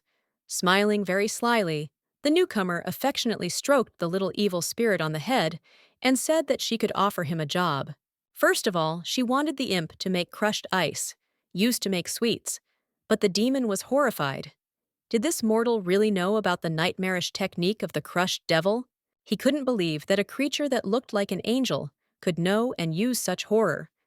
And before Maldanika could melt with pleasure, the imp explained that he hadn't been trying to make a compliment, but rather compared the woman to an executioner. But they still didn't let him explain. Looking at the boy with eyes wide open with greed, Babaloa repeated that he would crush the ice, and even Dominic joined in this mockery. Without any apparent irony, he stated that the protagonist was a very dangerous person, because she managed to do something terrible. She tricked him into signing the contract. The little demon almost dropped his jaw to the floor, clearly regretting that he had decided to show himself from the sword at all. But the main character was not happy with such support either. The bodyguard turned the story inside out, making her out to be some kind of villain. And when the impressed little devil screamed in horror that she was such a monster, the newcomer became really sad. She just wanted to live peacefully and work in a small store. Why present her in such a light? And while she remained in frustration, the great hero calmly stated, "We are done, so enjoy your return to the sword, scum." And the horned teenager screamed in horror, begging not to be imprisoned back. In her mind, the protagonist explained that due to the legendary dragon curse, she could not have mana at all, so she could not pose a threat to supernatural beings. But out loud, she only clarified how long the little demon would remain here. Hearing that it would be a maximum of half an hour, the former dugout was genuinely taken aback. Dominic had once trapped the evil spirits. Couldn't he now easily pull out those they might need? As it turned out, no, it can't. The young man spent his entire life learning only how to defeat otherworldly creatures, imprison them in dungeons, and drive them out. And as far as summons and contracts were concerned, he had only the most general knowledge. In other words, harsh and objective reality shattered Maldanika's sweet dreams. She will not see mountains of gold, thanks to the living machine for producing endless and eternal ice. Then Babaloa decided to at least find out what other demons were in the sword, and the knight admitted that there were 4 of them, along with the demon of the winter moon. The other 3 were the evil spirits of the autumn mountain, summer star, and spring bloom. And the traveler could not help but make a sarcastic remark about the cuteness of such names. Fearing that something terrible would happen to him, the imp warned that he was the weakest of his brothers, so it would be better for mortals not to even think about causing him serious harm. Otherwise, the revenge of the others would be terrible. The former earthling looked at the white-haired boy with genuine bewilderment and slowly said that she never planned to kill him or anything like that. But the little imp didn't calm down. He shouted at his old enemy and captor to at least look Babilo in the eyes, because she was practically licking her lips, thinking to herself something like, new slave, delicious. Unfortunately, he turned out to be right. Maldanica actually did force him to create a huge amount of ice until his strength completely left his body, and then to crush it. But no one was even going to listen to his complaints. Everyone except the protagonist was busy, and she herself was just chasing her new, so to speak, workers. The little demon was so angry about this that he threatened Dominic, saying, "Just try to let me show myself from the blade again, and you'll get into trouble." In response, the knight only hit the imp on the head with a frying pan, saying that his mouth made too much noise, and even the blonde was a little frightened by such cruelty. But it was only a temporary and idle pity. She still wanted the boy to do a huge amount of other work before his time in the human world was up. And so he ended up giving the protagonist a kind of compliment. She was so ruthless that even a demon lord would have shown her his respect. While the main character was thinking about how she should feel about this, Dominic approached her. He had already made a glass of sweet ice and wanted the hostess to try it. Having barely sniffed it, the girl admitted that the treat was simply delicious, and the imp was delighted. Did this really mean that he would finally be released in peace? Naturally, he was wrong. Instead, Maldanica wanted the demon to continue making even more ice, whole mountains of cold, solid water, so that more of these culinary masterpieces could be produced. Trembling all over, the little demon whispered that even in their native dimension, such disgusting working conditions did not exist, and the heroine graciously decided to give the little one a reward. This was not part of the mockery, as one might think. Babaloa sincerely handed the imp a glass of sweet ice so that he could evaluate the quality of his work for himself. The horned boy turned away sharply in response and pompously declared that he did not need despicable human food. His food was the death and suffering of mortals, but he still decided to try, so that this annoying human girl would finally leave him alone.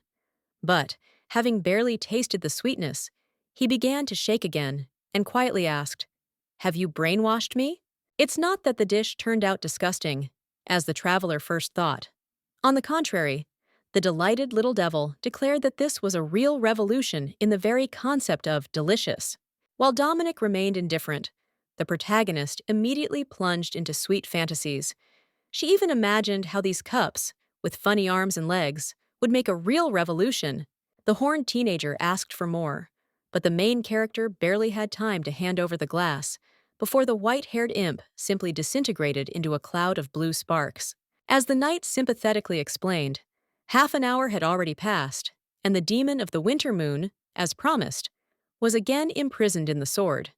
But the blonde really didn't want to lose such a profitable worker.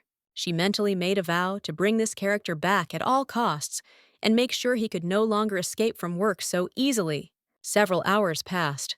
The days finally turned to sunset, when it became clear that the unknown squire was still sleeping on the second floor, unaware of the drama that had unfolded in his absence.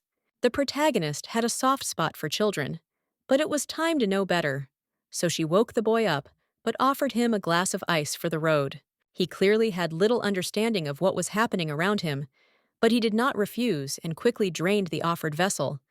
And the girl looked at this with some anxiety, awaiting the verdict. Naturally, the blonde couldn't judge whether it was tasty or not.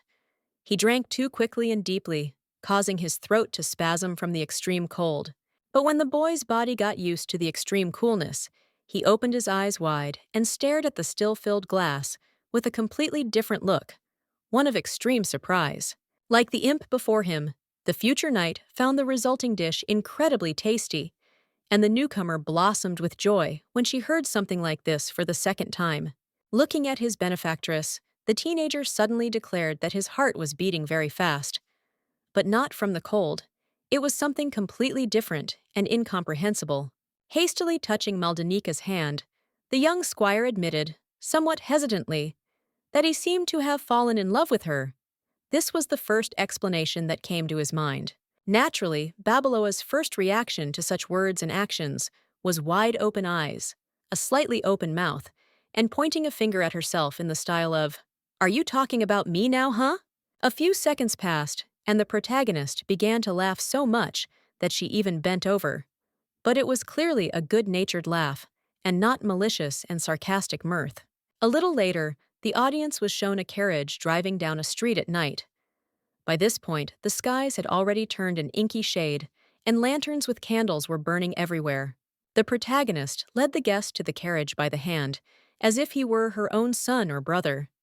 She asked if the boy had enjoyed being a guest today, and he admitted with a happy smile that he had. And Maldanika, with all her altruism, could not help but use such a useful opportunity for a small act of selfishness, and asked the little one to advertise her establishment upon his return. Of course, the teenager agreed without hesitation to tell all his friends and acquaintances that this office was not at all like a disgusting, dilapidated wreck, where wisps of cobwebs fly around like tumbleweeds, and it took a lot of effort for the newcomer to keep a smile on her face. Perhaps she would have even hit an adult for such words, but Babaloa, as mentioned above, had a weakness for teenagers and children, and simply could not stay angry with them for long. The girl helped the first visitor to reach the stopped carriage and warned that her small establishment would officially open in a week. As he climbed inside, the boy warned the heroine that they should all prepare well. In the future, he would definitely visit this stationery store for children again. He was also definitely going to tell his brother about this establishment, and Maldanica grinned to herself. She was very pleased with the potential addition of future clients.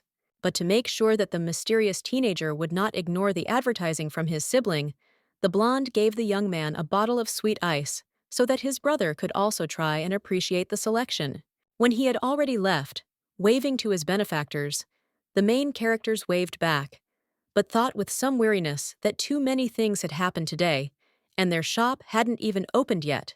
The girl, to be honest, was even a little scared to think about what adventures would await her modest shop after opening. But Dominic simply extended his hand to the owner and suggested that they go home. The protagonist looked at her protector with a strange smile and then very quietly asked, "Is it true that her letters have already arrived at their destination?" Of course, they were talking about the letter in which Maldanika officially announced her divorce from the Northern Duke.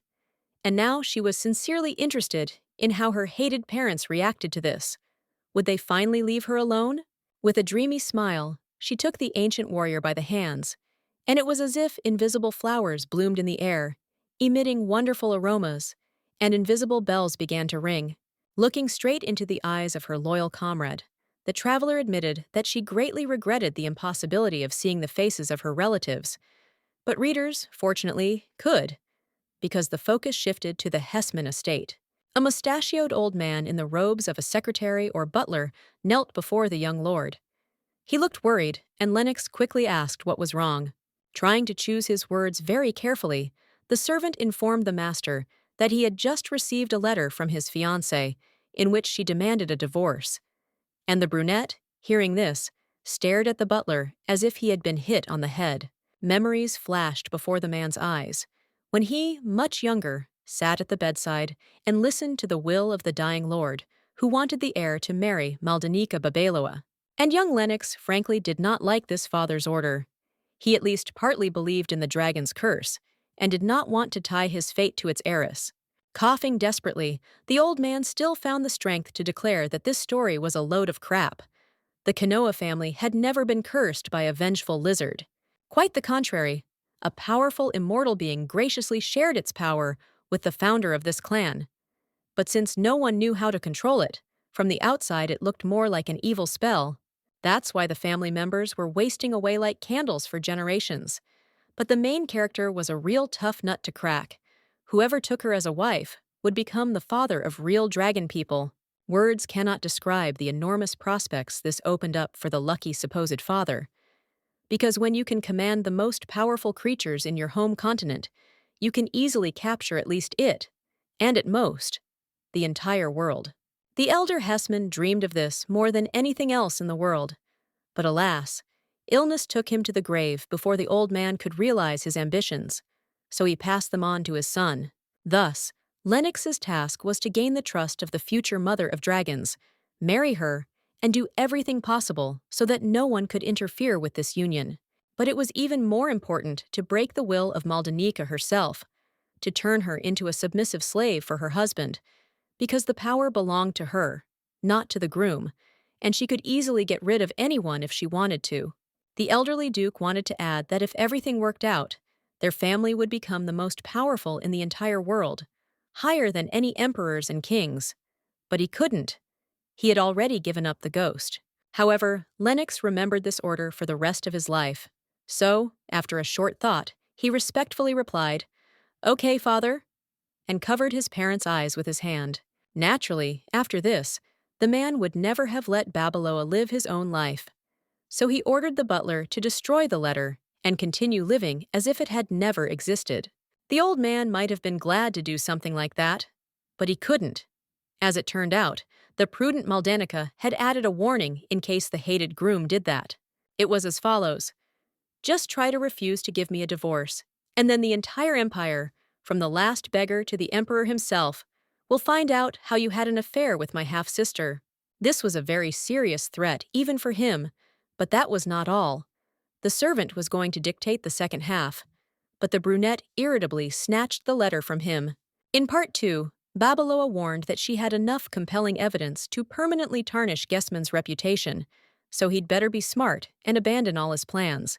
It is unknown what would have happened next. Perhaps the brunette would have gone into a furious rage and destroyed his own living room, but then a little girl came out from the second floor. It was the Duke's younger sister, Marissa. She had exactly the same hair, the color of raven feathers, but her eyes were more of a violet hue. As it turned out, the age difference between the siblings was colossal. The girl was a whole 15 years younger than her older brother, and still continued to play with plush toys. At first glance, she was an ordinary child, like many others. But in reality, she had a shocking secret that would leave anyone speechless. In reality, she was a bastard. The late Gesman Sr. had an affair with an unknown woman from Asia, and from her unknown mother, Marissa inherited a strong character, even excessively firm, perhaps, and also principled. After reading another novel, the little girl announced to everyone that every dirty cheater must die. If Lennox hadn't cared about his younger illegitimate sister, he probably wouldn't have cared. But he did, and he was clearly wary of upsetting her. The man closed his eyes, collecting his thoughts, and then calmly announced to the girl that she had misunderstood everything. There was no romance between him and the blonde. He tried to convince his sister that there was nothing more than friendship with Maldana. But the little girl was not convinced. She knew perfectly well that this was the most banal phrase from the lips of those who actually climbed into someone else's bed. And now this little girl, who was probably not more than 10 years old, began to scold her older brother in the style of, "Brother, how could you? Cheating is really, really bad." And this began to really irritate the usually cold-blooded Lennox. He endured the first few seconds, but then he couldn't take it anymore and angrily shouted, "I told you I didn't cheat on her!" An awkward and painful silence fell as Marissa simply looked at her older relative, who was rubbing his temples and forehead with his fingers in irritation. In the end, the little brunette quietly declared that Sharia, Maldana's sister, was a disgusting person and walked back to her room, ignoring the shouts of her older relative. Gesman swore irritably and tiredly and rubbed his head. He clearly felt as if his skull could burst from the inside at any moment, and the faithful butler looked at the young master with an unreadable expression in his eyes. It was difficult to understand whether the old man sympathized with his master or whether deep down he felt real contempt for him, but in any case, he was ready to carry out the order to cancel the divorce. The man tried to assure his subordinate that there would be no problems. Even after everything that had happened, he was not going to just give up and admit defeat. Gesman wanted to fulfill his father's ambitions at any cost, and was ready to move mountains for this. But after that, the camera showed the ancestral castle of the Babaloa clan. Most of its inhabitants were already asleep, but not the owners. The fat duke was incredibly furious that his lousy daughter had once again put the family in a bad light, and even dared to put forward some kind of demands. Hildigard, smiling a sly, fox-like grin, nodded in agreement, saying, "Yes, my dear, you are absolutely right. This scoundrel will soon be crawling at our feet again." When his lordship had calmed down and regained the ability to act with a cool head, he finally began to discuss the really important matter. His wife suggested that he not throw thunder and lightning in his reply letter, but simply agree, because that way they would frighten Maldana even more. Hildigard believed that she would win either way, Either the hated stepdaughter would really leave the clan, as she always wanted, or she would swallow her pride, return, and everything would return to normal. There had never been a case in the empire where nobles officially renounced their last name. This would definitely create a precedent that would attract the attention of the sovereign himself, but the Duchess did not consider this something bad. The main thing was that the blonde would disappear, giving way to Sharia. Looking at her own reflection in a cup of tea, the woman couldn't help but grin triumphantly. Finally, her efforts had paid off, and she had ruined the girl's life. The Duke, not realizing how easily his second wife was actually manipulating him, began to rage again. Like, this is what this Maldanica deserves. She will become an example for everyone. And Hildigard readily played along, praising her husband for his excellent idea. The current Mrs. Babeloa was a real eminence grise. Remaining behind the scenes most of the time, she made every possible effort to ensure that her own daughter received the best from life. So, the first thing to do is to send His Majesty, the Emperor, a document confirming the protagonist's deprivation of all rights to the title and inheritance, and then send her letters with a response. She whispered all this into her husband's ear, describing how many benefits they could get from such a development of events, and the man listened like a hypnotized rabbit. Some time passed, and the main character, holding the cherished letter with incredible pride, shouted that, "Here it is! It has finally come true!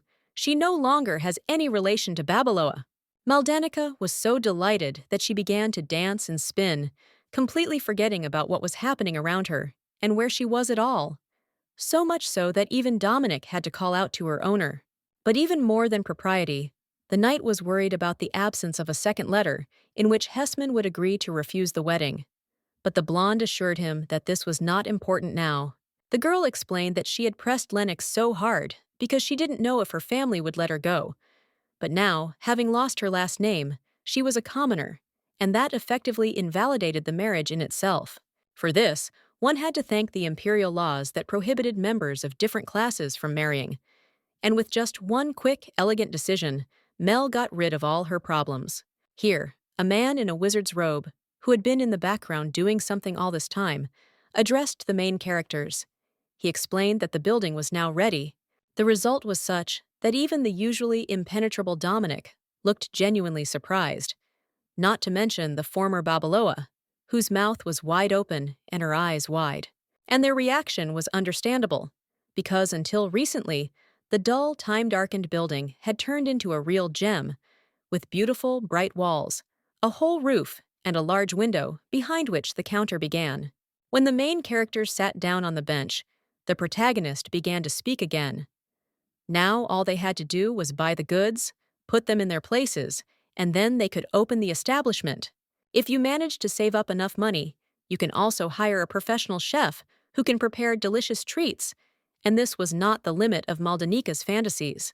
She, for example, was going to hire shamans and alchemists, among other things. And even Dominic could not find the words to comment on such a statement. Oh, if they had people with magical talents under their command, then the work would definitely go uphill. The time traveler slept and saw how, thanks to this, her store became the best in the area. Unfortunately, the ancient hero turned out to be a very straightforward person, and therefore honestly said that it was incredibly difficult to find a good magician here, and Mel practically heard her fantasies being shattered. After that, the blonde girl simply turned to the guy and stared at him with an expressionless look, and Dominic raised his eyebrows questioningly in response. In the end, the protagonist mumbled that she herself understood how difficult it was to find a good alchemist or miracle worker here. But the young man continued to drill his interlocutor with a searching gaze. The former Babeloa, with the same optimism in her voice, raised her fist to the sky and swore that she would not give up so easily. She would walk around the earth on foot, turn over forests and mountains, but she would do everything to make her shop the best in the world. After all, Dominic himself was the best proof of this. He is a legendary hero who defeated demons and disappeared 1,000 years ago. But the main character managed to find him, so why can't she do the same with an ordinary normal wizard? The man, turning slightly pink and smiling with the very edges of his lips, admitted that there was some sense in his employer's words. He didn't know that Maldanika had found him thanks to her knowledge from the novel, and not her skills as a bloodhound. Mel, seeing that her bodyguard and now almost friend was supporting her, smiled warmly in response. She hadn't been this happy in a very long time, and she still hadn't lost hope of freeing the winter moon demon to force it to work endlessly on creating ice, or at least learn to summon the imp regularly without breaking the seal on the sword. And then Dominic broke out in a cold sweat when the girl suddenly said that they needed to prepare the candies for tomorrow's opening. That is, instead of a quiet evening's rest, he would have many hours of hard and monotonous work ahead of him. But it was even more unpleasant for the guy to think that the protagonist with the sweetest smile would try to force him to wear a disgusting white apron with frills. Just the thought of this was enough for the knight to cast a sullen glance at the surprised newcomer. As it turned out, Maldanika really did try to put this horror on the bodyguard, and now he warned in a voice as cold as Arctic ice that he would rather die than put on such a, so to speak, uniform. In response, the woman burst out laughing, as if there was a small, naughty child sitting in front of her, who, with the most serious look, was proving that the sky was actually green, and everyone else only thought it was blue. But Mel wisely did not insist and inflate the conflict. Nevertheless, the sweets had to be prepared in any case, and the young man subsequently squatted for a long time, holding a frying pan with the candied mass over the raging flame. Watching this, the former Duchess admitted that she wasn't really sure whether the sweets would be popular with locals, but she liked them herself, so why not? The brunette calmly closed his eyes and said that this was quite enough, thereby demonstrating the trust that he had managed to develop in relation to the main character. In response, the newcomer grinned again, so much so that it seemed the edges of her mouth reached her ears. She was not at all one of those people who were embarrassed by praise or tried to downplay their achievements. Later, while working on the kitchen arrangement, she mentally acknowledged that running a store was not a game and that there were many dangers and difficulties in any business. But she hoped that over time, she would gain many happy memories associated with the store. After this, the action shifted to the Tower of Magic, a majestic castle in which imperial wizards of all sorts and specializations lived, studied, and worked. In one of the offices, a man was kneeling, his gray-haired head bowed low. He was sorrowfully repenting to his interlocutor, claiming that, "It's all my fault." He swore that from now on he would personally protect the tower, and that something like this would never happen again. But the man in the familiar white shirt and with the characteristic dark skin did not answer yet. The man looked closely at the piece of paper and finally slowly stated that unknown villains had stolen several valuable artifacts from their storage, including a mana box. Despite the seriousness of the situation, he looked as relaxed as possible, even putting his feet up on his expensive desk, and even chided his subordinate for begging for forgiveness on his knees. The young mage, whose name was Remus, finally raised his head and nervously assured the master that he actually meant that he would soon find the criminals and return what was stolen. Only after this did the dark-skinned brunette take a more formal pose in his chair and look closely at the young man, as if trying to look straight into his soul. And only after that, the author showed the face of the owner of the white shirt and said his name. It was Isaac, and he was not even a high-ranking wizard, but the real owner of the Tower of Magic. Remus later explained that the circle of suspects, in his opinion, could be reduced to 3 people. The first was the sorceress Countess Ellie, whose magical power, coincidentally, had somehow changed strangely. The second, Duke Lennox Guessman, famous in narrow circles for his magical experiments. As it turned out, he was still talking to the director, and the latter quickly became bored. The brunette would have preferred that his subordinate quickly move on to the last name, rather than play detective. And the last, most likely suspect, turned out to be the protagonist. Maldanika aroused keen interest because she was the last living descendant of the cursed family, and also because she suddenly left the family and opened some strange store. Remus believed that the former Babeloa was performing some kind of magic in her shop, and it was possible that for such a thing she could be burned at the stake by angry peasants if the truth leaked out.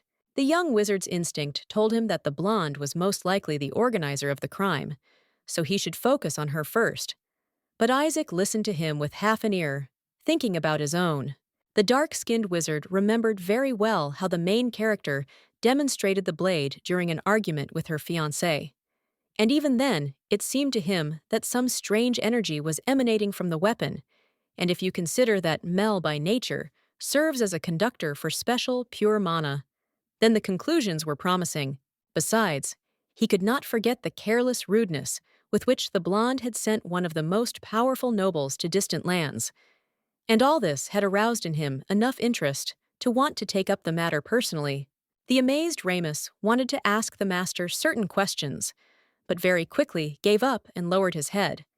He never understood Isaac's whims, and began to get used to the fact that his ways, like God's, were inscrutable. And the young magician also admitted in his thoughts that if some woman managed to interest the supreme sorcerer of the empire so much that he decided to personally come to her, then she was clearly an extraordinary person.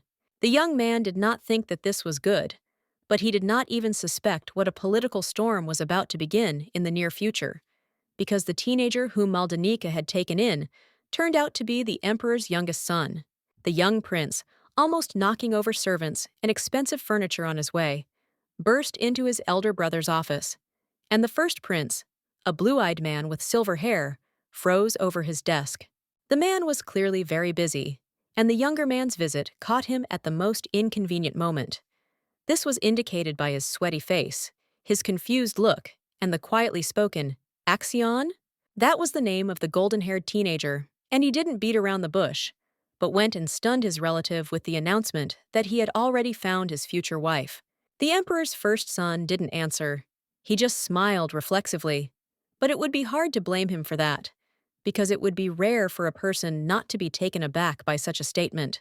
And the little prince, sincerely not noticing the shock of the elder, continued to wave his hands in admiration and chatter about how it was love at first sight, a miracle sent by the gods. The platinum blonde was even more surprised when he heard that the prospective bride was actually older than Axion. But if the difference was only a few years, then that was okay. Bringing 10-year-old children together with 15-year-old teenagers was normal practice in the highest circles. The poor man died a little inside again when his little brother carelessly declared that his nameless passion was 10 or even 15 years older. He didn't ask. And when the boy added just as carelessly that Mel was a commoner, his sibling began to get openly angry, because where had anyone ever seen such a thing?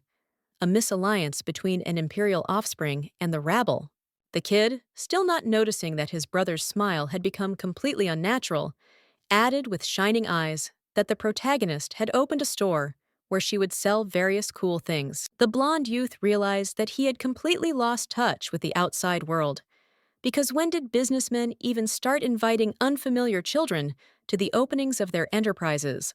And then, like an avalanche, a nightmarish guess hit him. What if this mysterious woman was a swindler, trying to profit from a naive child, or even an enemy spy, gaining the trust of a member of the imperial family? However, the man didn't have time to think about this thought properly, because Axion remembered that he had prepared a birthday present for him. And then soft music began to play quietly in the room. The eldest heir looked at the antique wooden box in his hands in surprise, before dispassionately noting that it was a nice gift, but the boy enthusiastically asked if his sibling was truly happy. He turned pink and opened his mouth when the first prince calmly replied that he, of course, liked the gift. He would have been happy with any item from the hands of the younger one. Then Axion waved his hands enthusiastically, remembering that Mel had told him the same thing, which meant that she really was very smart. But the emperor's first son almost cursed when he heard about this woman again. Then the blonde handed his brother a jar of sweet ice, and the young man once again felt that the universe was going crazy. Since when could commoners afford expensive ice? From one minute to the next, this case became more and more suspicious, and simply downright strange, as if the princes had found themselves inside a poorly written tabloid detective story. On the other hand, Axion stared at his older brother with the look of a happy little dog. You had to have a heart of stone to intentionally upset such a little one. He couldn't wait to see his relative finally try the offered treat and say how it tasted. Wasn't it wonderful? The silver-haired boy did try it anyway, and although he didn't say anything, the little prince knew perfectly well that his brother also liked it very much. The first heir hastened to cover his face with his hand so that the boy would not see how his lips stretched into a grin of their own accord. The lemonade really did turn out to be tasty. On the other hand, it was a very convenient excuse to try to meet with the mysterious businesswoman, and Axion, of course, did not refuse help. And then the young blonde smiled, as if a miniature sun had risen in the room, and added that the protagonist's cherished dream was to make all the children in the world happy. The man only stroked his head, but to himself he noted this interesting fact, that the main character wants to start a business with an audience in the form of children. Of course, if you trust the child's words, then this mysterious Mel was the most wonderful person in the world, very kind and sincere, from whom, in principle, no danger should be expected. He clearly doubted this, but he did not have time to develop this thought. The respectful voice of the secretary warned His Majesty that Duke Hessman had arrived from the northern lands. As it turned out, Axion didn't like Lennox either, grumblingly calling him that scary duke. And when his brother explained that they had some common cause, he snorted contemptuously. He didn't even want to be in the same room with the brunette, so he resolutely went on about his business, and the first prince only waved goodbye to his little brother with a smile. Then the blonde youth with a serious face noted that his sibling was extremely capricious when it came to his social circle. He didn't like something about Gessman, and since then he avoided this nobleman like the plague. This also meant that Mel was an incredibly charming person to have managed to make Axion fall in love with her. But after that, the plot focused entirely on the meeting of the two characters. Lennox greeted the crown prince respectfully, finally naming his name, Cassion, and noted that they hadn't seen each other for a long time. And the platinum blonde agreed with this with an ambiguous smile, for he thought that the protagonist was not really a saint, but simply a hardened deceiver. From the subsequent conversation, it became clear that the Northern Duke had put together a large-scale business project aimed primarily at children, teenagers, and the elderly. Naturally, such a cunning and prudent man prepared a test sample to demonstrate to the sponsors, and Cassion even slightly opened his mouth in surprise. It turned out that the mysterious artifact was a bottle of perfume and a fountain pen, in beautiful gilded cases, sparkling with cleanliness, but overall completely ordinary. Gessman calmly noted that the design itself would be a breakthrough, but it was only one of the many advantages of the future product. The same pen, for example, had length measurements all over its surface. However, the gray-haired crown prince did not fall for Lennox's charm. Carefully taking the pen and twirling it between his fingers, the man noted that this thing would probably be inconvenient for children. Then the Duke, looking the prince straight in the eye, calmly asked, what business did it have on them whether the goods were convenient and useful for the users? Their goal should be to make money, nothing more. And children and teenagers are the most convenient targets, since they always strive to imitate their elders in everything, so the profit of the business is guaranteed. But Cassion still doubted. Then the brunette added, with an unusually sly grin, that he didn't really care about the kids, since their parents were the true targets of the business. As Gessman himself put it, they are the most loyal clients to our association. And at that moment, the brunette resembled not so much a man as a cunning, hungry fox. Then Lennox added that he was going to start a business with the Babaloa clan, and the prince immediately understood which way the wind was blowing. The Duke had already launched seemingly unprofitable projects many times in the past, spending huge amounts of money on advertising all sorts of crap and giving it away almost for free. But in fact, this was a well-calculated tactic not even of a shark, but of a business piranha, because thoughtless people, stupefied by advertising, bought consumer goods from Gessman's company in droves, ignoring all other publishers and driving the poor guys to ruin. One could feel whatever one wanted about the Grand Duke, but even His Highness could not help but admit that this was, although a brilliant business strategy. After thinking about it for a while, Cassion decided to carefully ask the question that was particularly troubling him. What kind of relationship does the brunette have with Mrs. Sharia Babaloa? When will it come to the wedding ceremony? Lennox calmly and briefly replied that he would only marry her older sister, Maldana. And the prince gave him a look in the style of, "Are you really taking me for a fool now?" After a moment's pause, the platinum blonde declared that in that case, Hessman would be better off staying away from the Duke's younger daughter, because after all, the eldest should be his legal wife. As it turned out, the prince had heard scandalous rumors about the potential breakup of the aristocrat with his legal bride, so he advised him to give up these games and not tarnish the reputation of both women. Lennox lowered his eyes meekly and admitted that Maldana had begun to behave very strangely, to the point that unpleasant gossip had already begun to spread among the people. In response, Cassion tiredly put his fingers to his face and simply asked, if Gessman so stubbornly wanted to marry the blonde and not her sister, then why doesn't he act like a gentleman and protect the dignity of his woman? Ultimately, you don't need to throw your clothes into puddles so that a lady can cross without getting dirty. Basic good and respectful behavior has not been cancelled. Hessman stared at the imperial heir with a face as if he suddenly and very strongly wanted to go to the toilet.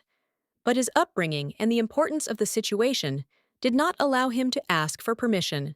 In the end, the brunette very politely, but coldly noted that it was none of Cassion's business what kind of relationship reigned between the groom and the bride, not to mention the fact that Lennox was still very merciful to the elder Babaloa after what she had done. After a brief pause, the prince politely replied that the crown could not afford to finance the proposed project, and Lennox, in an even more respectful but icy tone, expressed his regret about this.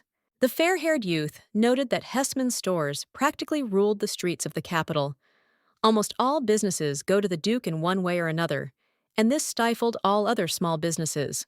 In response, the black-haired man only asked with slight contempt why it mattered to him. After all, if you think about it, he even honored such losers by making them slaves of his clan and not just bankrupt on the ashes. Then the aristocrat began to read a speech on the topic of how it was simply the law of the jungle, the strong devouring the weak and all that, and Cassion listened to it with the impartiality of a stone Buddha.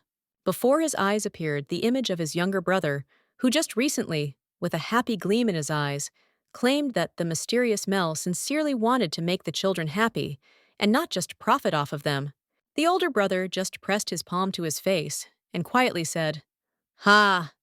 And it didn't take a medium to understand how strong the emotions were raging in his soul right now.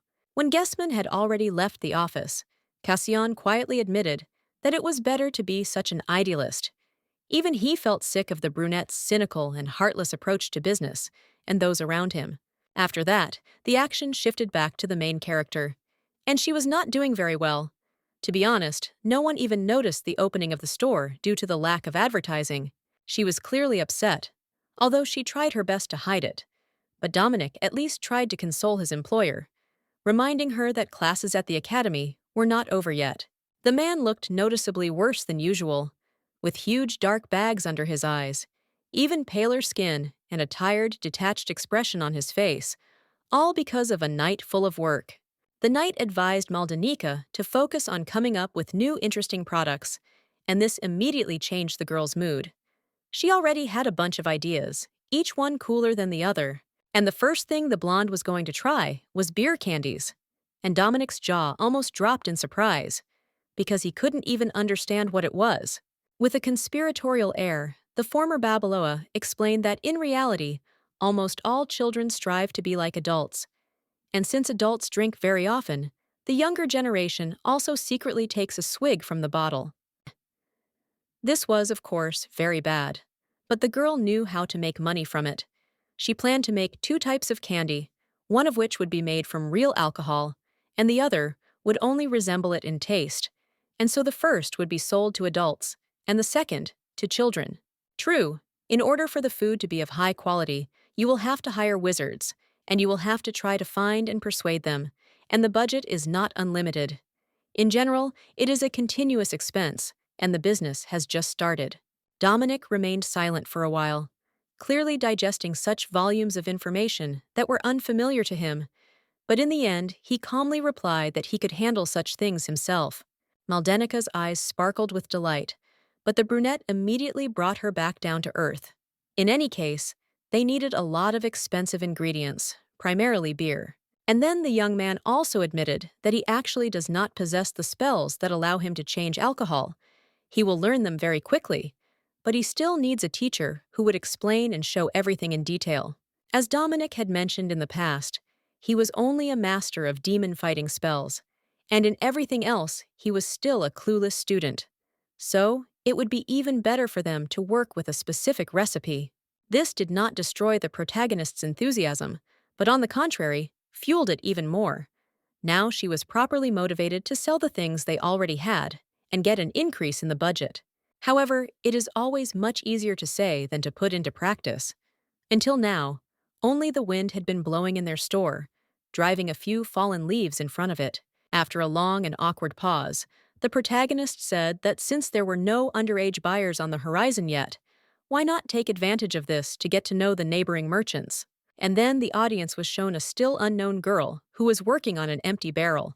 Sweat was running down her face from fatigue, and there was a huge dark bruise on it. Naturally, it was with her that the main character decided to make the acquaintance first, approaching with a friendly smile and offering a large lollipop as a gift.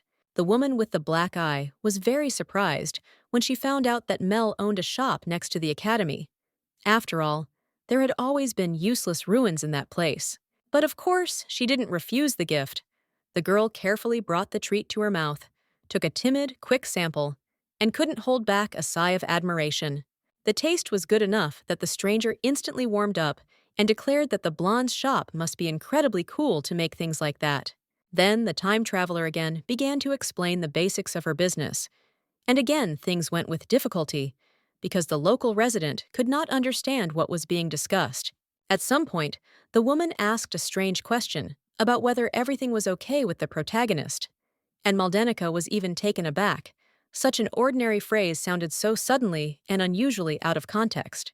The girl opened her mouth, but then remembered something and very awkwardly avoided answering, saying that everything was fine.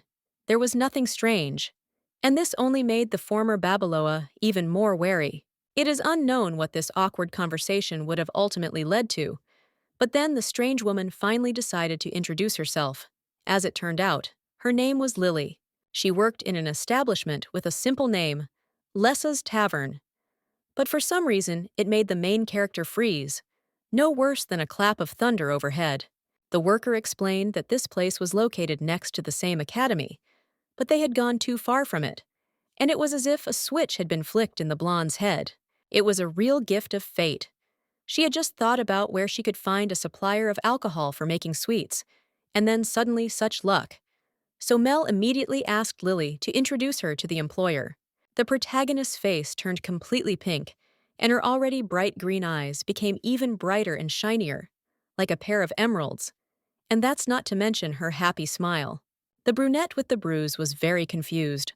On the one hand, she clearly didn't want to drag a stranger from the street to her workplace. But on the other hand, how could she resist such a little son? Then the readers were shown how Maldana sat with a bored look, propping her head up with her hands, because it turned out that the tavern owner had fallen ill and was absent. But almost immediately after this, Lily sympathetically added that it would be better for the protagonist to come tomorrow, closer to lunchtime. The lady promised to appear just at that moment. And now Mel was bored out of her mind in her own little shop before she noticed Dominic and decided to share with him the good news about the tavern nearby. The man was generally glad to know that the solution to the beer candy production had been found so quickly, and that was why he couldn't figure out why the blonde was frowning so much. As it turned out, the newcomer was not blind at all and clearly noticed both Lily's anxiety and discomfort, as well as her huge bruise under her left eye. And all of this led to very bad thoughts.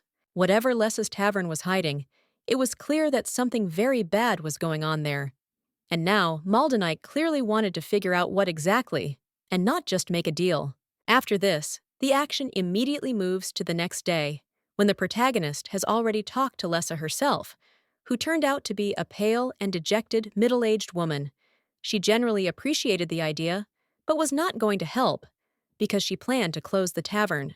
The main character asked with sincere surprise and even fear why this was so, and the faithful Dominic watched the conversation with an icy face, carefully remembering every word. In response, A completely different voice said that the reason was some racketeers, and the former Babaloa turned around sharply, even more frightened by the unpleasant turn of the conversation. The voice, as it turned out, belonged to Lily. Now she didn't even try to pretend to be cordial and optimistic, and looked very much like a wet, beaten sparrow.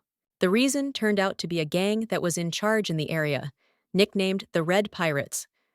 These thugs demanded huge amounts of money from all the shops and taverns in the area, and beat up customers as punishment for underpayment.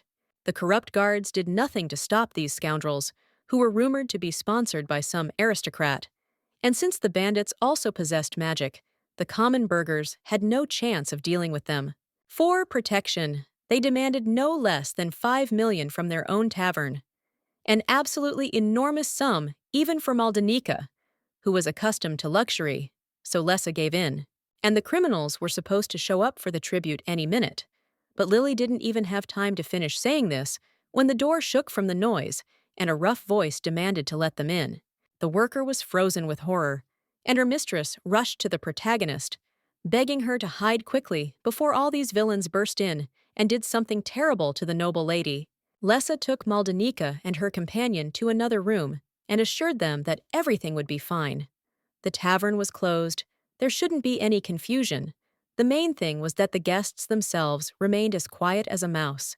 Of course, Dominic, being a legendary warrior, was not afraid of any bandits and wanted to fight them, but the innkeeper forbade him to even think about such an option. The Red Pirates would go completely berserk if they suddenly found out that one of their victims had let strangers in, and this was said so heatedly that the main characters did not have the courage to argue. For several minutes, the blonde and the brunette sat obediently in the room until a strange and terrible noise began outside. Just loud swearing quickly turned into screams, and then the sound of things being broken was heard. As it turned out, some thug attacked Lily and started beating her up. And this angered Maldana to such an extent that she instantly forgot all her orders and hit the thug on the head. It seemed as if the world itself had come to a pause.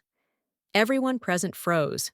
The worker stared at the protagonist in horror, and the thug who had been hit very slowly rubbed his neck and began to get to his feet. But the main character not only wasn't scared, but even said with cold contempt, "Get up, freak, and turn around. I'll at least look at your disgusting face." The huge red-haired man, still kneeling on one knee and with his face down, laughed in response. After all, no one had been able to beat him like that for 4 years. And then he, without any false joy or friendliness, growled, "Who does Maldana think she is? And does she even know who she just dared to raise her hand against?"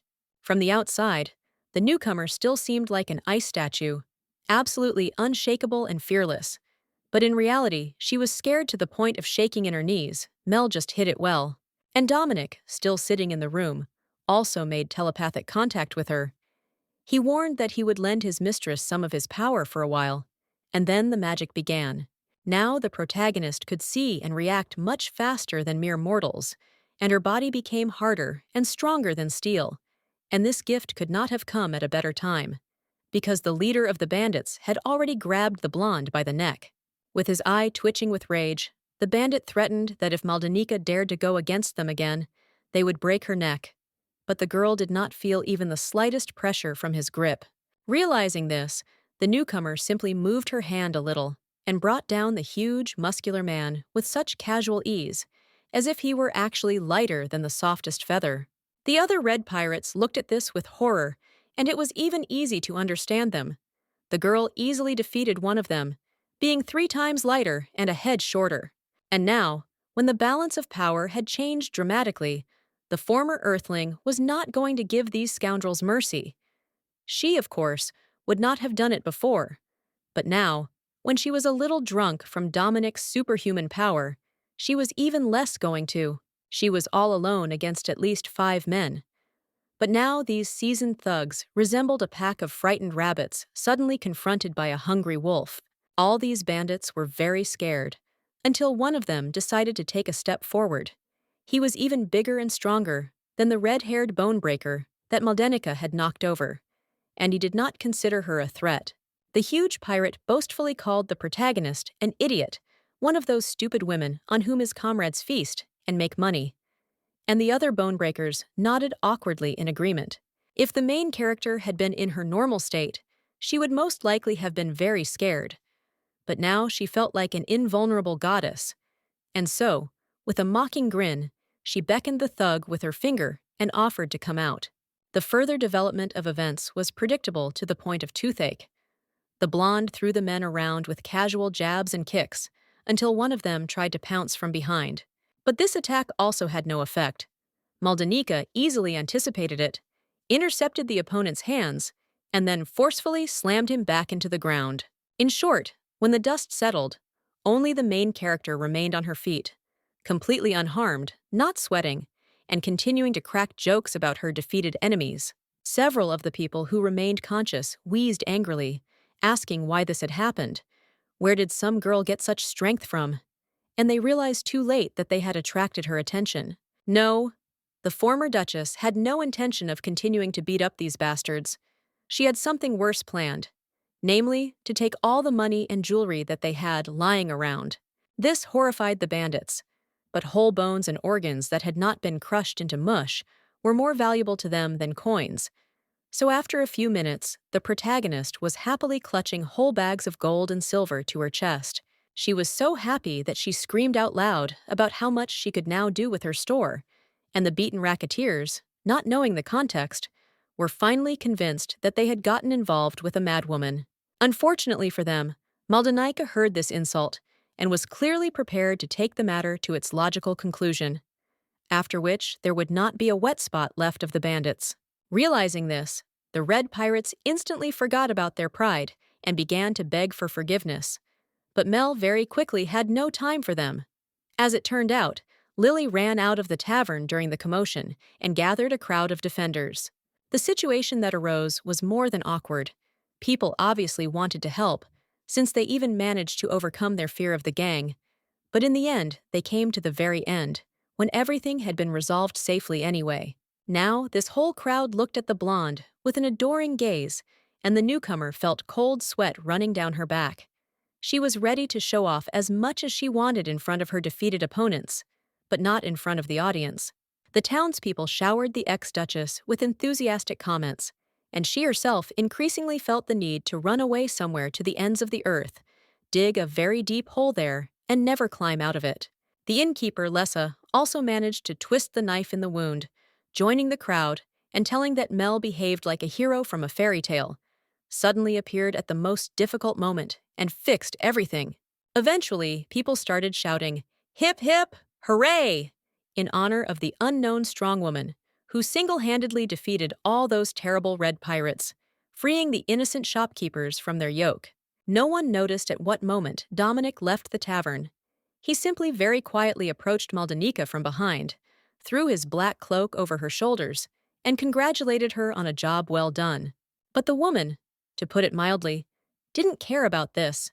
She wanted to do a good deed, not without it, but so that now she would be honored and people would rush to carry her in their arms. And then, as if from under the ground, a journalist appeared and began to shower the blonde with questions. So the newly minted heroine decided to retreat, citing sudden fatigue. But then she took a closer look at her interlocutor, recognized his distinctive outfit, glasses, and notebook with notes, and felt as if a switch had been clicked in her head. Naturally, she simply could not miss such a great opportunity. And now Maldana pressed the dumbfounded man, begging him to advertise her stationery store. The words flowed from her mouth like raindrops from a cloud. She was in a hurry to tell all the possible advantages of her establishment, and the writer did not have time to write down or even understand what was said. When the conversation turned to iced drinks, the journalist noted with a muffled expression that they must be exorbitantly priced. But Mel replied with a smile that this was nonsense. Any child could afford it, and the newspaper employee would be treated to it for free. Then she remembered less and decided to remind him of her offer. Okay, before the woman couldn't continue working because of the bandits, but now nothing should stop her, right? Perhaps before the woman would have refused anyway, not wanting to take risks with a shady stranger. But now the elderly innkeeper simply silently looked at the outstretched hand and began to cry. Those around watched this with respectful silence, as if it were a great and sacred event, while the tavern owner said only a few short words. "I will help as much as I can." Then, however, the onlookers began to whisper about how much blood the red pirates had managed to drink from them. It would seem to be a decent area, and an academy for noble children is very close. But no, not a single lousy guard wanted to dirty his hands, even for bribes. As for the journalist, it suddenly became clear that he was not really a professional. It was Maldana, with her heroism, that inspired the guy to pick up a pen and a notebook, and now he was ready to make every effort to immortalize this feat. Some time passed, and the action returned to the main character's store. And there she, together with Dominic, gazed in silent shock at the resulting beer candy, the size of a good-sized rock. Trying not to burst into hysterical sobs or laughter, the girl asked the assistant where they had made a mistake, but the knight objected that he had done everything correctly. After all, the young man had been trapped in his own sword for 1,000 years, like a disembodied spirit, unable to influence the world around him in any way. Naturally, he had lost the subtlety of control over his abilities and would be restoring it for at least several more months. Mel may have known in her head that Dominic was absolutely right, but her verdict was disappointing. A huge, creepy beer candy is not cool at all. So, awkwardly rubbing her neck, she suggested that in the future she cook for herself, and the young brunette replied in a very serious voice that his employer would definitely do better. Yes, it was not sarcasm, as one might have supposed. The spells associated with the transformation of food were very simple, so the knight believed that Maldana would be able to master them easily and quickly. It was a good option, but there was one small snag. The main character considered herself a descendant of a cursed family, whose members were physically incapable of any magic. The ancient warrior was very surprised by this, because he had been imprisoned many centuries before the legend of the dragon's curse appeared. And Mel, with even greater awkwardness, admitted that as a child, she had taken an academic test for magical abilities and failed it miserably. In fact, the protagonist was being a little disingenuous. The earthly girl, of course, could not try to enter the local wizarding school, but she remembered very well how the real Maldana Babeloa tried to do it. Naturally, she failed miserably, and the author, to add insult to injury, arranged everything so that Sharia entered the same academy with ease, due to her incredible magical gift. Dominic didn't know all these details yet, and he couldn't believe that such a thing was possible in principle. From his point of view, it was almost the same as meeting a person who couldn't breathe. And a second later, it turned out that the guy had even more compelling reasons to doubt the existence of the curse, because if Mel was a complete mediocrity, then he would not be able to lend her his power. It would be like trying to shout to the deaf. Hearing this, the newcomer could only widen her eyes and open her mouth in shock. But, having thought about what was said, she admitted that there was some reason in the bodyguard's words. The ancient hero, meanwhile, interpreted the hostess's confusion in his own way. Considering that the blonde could not take his word for it, the young man decided to move on to practice. A ball of white light appeared in the warrior's hand, like a shooting star, as children often depict it. He asked if Mel could see it, and she hummed. Then the man added that the yellow light meant that the viewer had mana, but the protagonist was surprised, because she saw the ball of light as Snow White. This surprised the guy even more, so much so that for a few seconds he simply lost the power of speech, and when he returned it, he declared that a source of pure mana was hidden in Maldana's body. The night sorcerer launched into a long explanation. Each wizard in this setting has a certain specialization, like elemental magic or something else, but the source of energy is always mana, born in the heart of the user. However, the so-called pure mana was an energy of a completely different kind. In fact, it was the transformed life force of the user, and this caused shock to the newcomer. No, not because she was even theoretically capable of witchcraft, but because once she used up her mana, she would simply die. And even Dominic didn't know if that was true, because he had never heard of such people becoming wizards before. After thinking for a bit, the young man added as a consolation that nothing would stop the former Babeloa from becoming a good alchemist, and the woman even covered her mouth with her hands in delight. She could now live with the thought that she was not a damned degenerate, a freak with a disability, just an anomaly from which, with due diligence, a wonderful master of potions would emerge. Then she remembered how, in the original novel, Lennox had suddenly become a great alchemist himself, becoming even richer and more famous than before. And the thought that he, too, might have pure mana gave the protagonist heartburn. Dominic, meanwhile, continued to explain. Alchemists may not be able to shoot lightning from their fingers, but they can create precious metals from thin air, including gold. The blonde immediately asked what her specialization was in this area, and the man politely but coldly explained that he had no idea. Maldana herself had thought 3 minutes ago that she was a complete zero in magic. Then he added that perhaps some good would come of the traveler, but only on condition that she had enough magical power. And every word of his fell on the poor heroine like a stone. Rubbing her neck in irritation, the protagonist asked again whether she had this damn mania or not, and the young man confirmed that she did, and that this energy was only getting bigger. She still dreamed of summoning the winter moon demon, but Dominic's verdict was harsh and humiliating. The woman's current abilities would be enough for the imp to stay in the human world for a maximum of 3 seconds. Maldana collapsed to the ground in despair, and the knight, having softened a little, explained that alchemists were able to replenish their mana reserves on their own, although he had no idea how. And the traveler, frankly speaking, didn't know this herself. There were very few alchemist characters in the novel, and the only one who achieved mastery was Isaac, the head of the magic tower. And the protagonist had no idea how to approach him now. He had no connection with the real Babyloa, and the Earthling wasn't even sure if the sorcerer was still alive, because in the original source, he once simply disappeared without a trace after an unsuccessful attempt on Lennox, the author's favorite. Finally, the blonde didn't know how the wizard's tower was arranged, and whether it was possible to somehow gain access to it, so the solution was obvious. She had to ask her loyal protector for help. Looking him firmly in the eyes, Maldana promised that she would do her best to become the best potion maker on the continent, and Dominic allowed himself a very slight, but still a smile. Shyly looking away, the man admitted out loud that he sincerely believed in his partner and would always believe, and as a first experience, he was ready to offer to try to make some kind of miracle sword.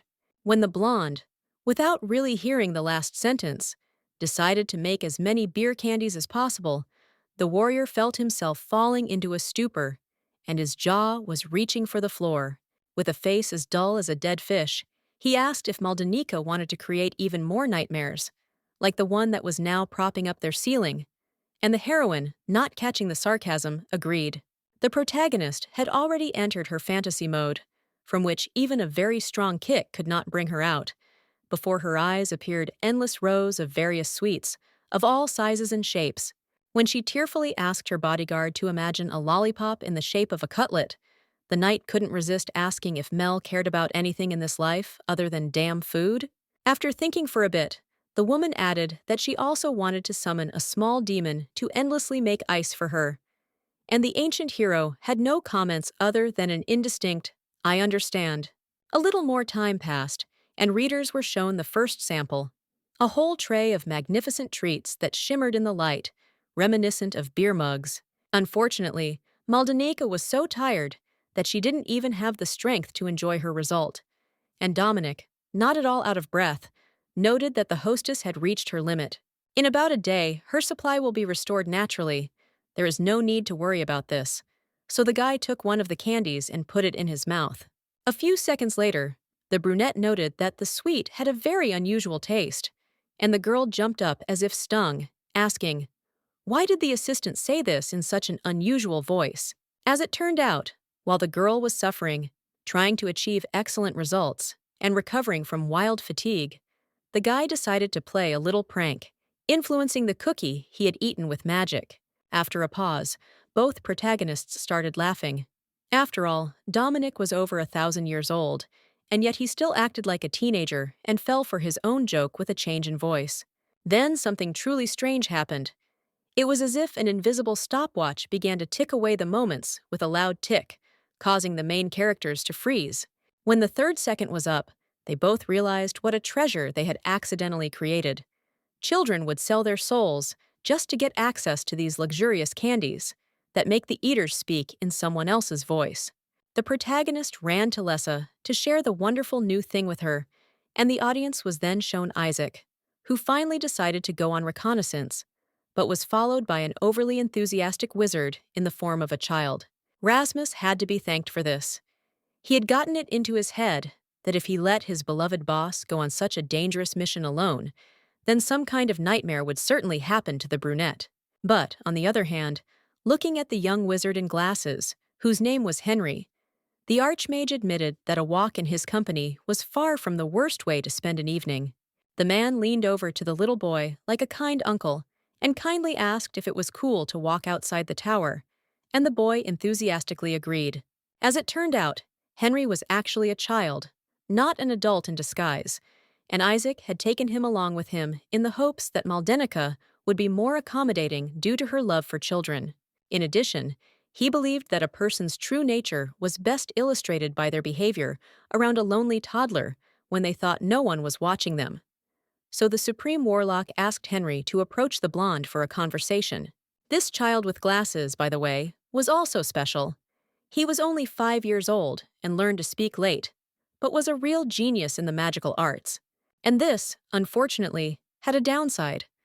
Many people have already suffered when they decided to laugh at a harmless fool, not suspecting that he was one of the best magicians of his generation. Now he asked his mentor to help him finish their secret spy mission later because he didn't know how to do it on his own. But he was immediately distracted when he noticed Babaloa approaching. The man reminded them that they only needed to talk to Mel, but Henry objected that Sir Rasmus had ordered them to thoroughly examine the blonde, which was a completely different matter. Not a single muscle moved on the Archmage and Alchemist's face, but he winced mentally. He really wasn't planning on playing any spy games.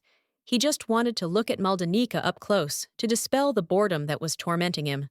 In fact, he was initially only interested in whether the former Duchess always behaved like a mad dog, ready to pounce on any opponent, no matter how much more powerful he was. But that was only at the very beginning. Now the brunette sincerely wanted to study the structure of the girl's body, because her mana lines looked very unusual, not resembling anything he knew. The protagonist was walking down the street at that very moment, and as soon as Henry approached her, she melted like a piece of butter on a hot frying pan, like a fanatical cat lover at the sight of a kitten. While the little wizard greeted her, unobtrusively starting a conversation, Isaac carefully watched the main character's reaction and eventually thought, what kind of bad thing did Guessman have to do to deserve treatment from a person like Mel? And while the former Duchess blushed and melted from incredible emotion, the young magician mentally gloated. How easy it was to subjugate her. He didn't even have to make an effort. The baby asked his sister out loud to play with him, but in reality, he just needed to touch her in order to be able to scan the mana lines of his interlocutor. If it had been an adult man or woman in his place, the protagonist would have long ago suspected something was wrong, but she simply lost her mind as soon as she started talking about children. She herself took the hand of her young interlocutor and added in a friendly manner that little Henry must love to study, and the bespectacled wizard almost fainted from such words. The boy recoiled in horror, not understanding how the guinea pig could have found out such a thing, and the girl kindly explained that there were calluses on his small, delicate hands. And so, the roles changed imperceptibly. Now it was no longer the young sorcerer who felt himself to be the superior party, but Maldana, without realizing it, terrified him. And the author's footnote helpfully explained that the protagonist was prepared for almost anything. Her truly bottomless bags contain things for any occasion. After rummaging around in it for a minute, the woman pulled out what would best suit little Henry, a beautiful, well-made pencil case, and even with an inscription in the language of the Forerunners. To an ignorant person, this sentence would mean nothing. It would seem like just scribbles. But the learned child immediately translated to himself the beautiful inscription, "The truth will always set you free." As it turned out, this was something like a motto of the Wizards of the Tower, and this was enough for the boy to begin to treat the main character as a saint, and not a dangerous stranger. And when the blonde also offered Henry to accept pencils from her, he almost lost consciousness, After all, the sages of the past wrote their great treatises with them, when no one could even think about pens, and that's what he does himself. Because of this, the young sorcerer finally became convinced that Maldanika had somehow found out who he really was. But in reality, of course, the protagonist did not know this. And when he asked how the former Babaloa could know so much about him, the girl with a sinister grin answered that it was the secret of her special ability. Leaning down very close to Henry's ear, Mel explained in a whisper that she knew what children dreamed about, and this revelation made the bespectacled boy mentally scream in horror. An adult wizard, or even an ordinary person, would not have been impressed at all, but the bespectacled man, with all his witchcraft skills, remained a 5-year-old boy. And from his point of view, this was truly creepy. Now he was sure that the main character was in fact a deadly monster, a nightmarish seducer, and as long as she was alive, every child in the world was in great danger. He was already mentally praying, calling for Mr. Isaac to come to his aid, when someone's voice shouted "Henry" from afar, forcing both characters to turn towards the sound. Naturally, it was the Archmage who decided to stop his observation and finally come out on stage. And the boy instantly appeared next to him, seeking protection from this nightmarish Babaloa. With his sculpted, muscular frame, cocoa-skinned skin, piquant moles, and black, carelessly tousled hair, the High Mage looked stunning, so much so that Maldanika was speechless.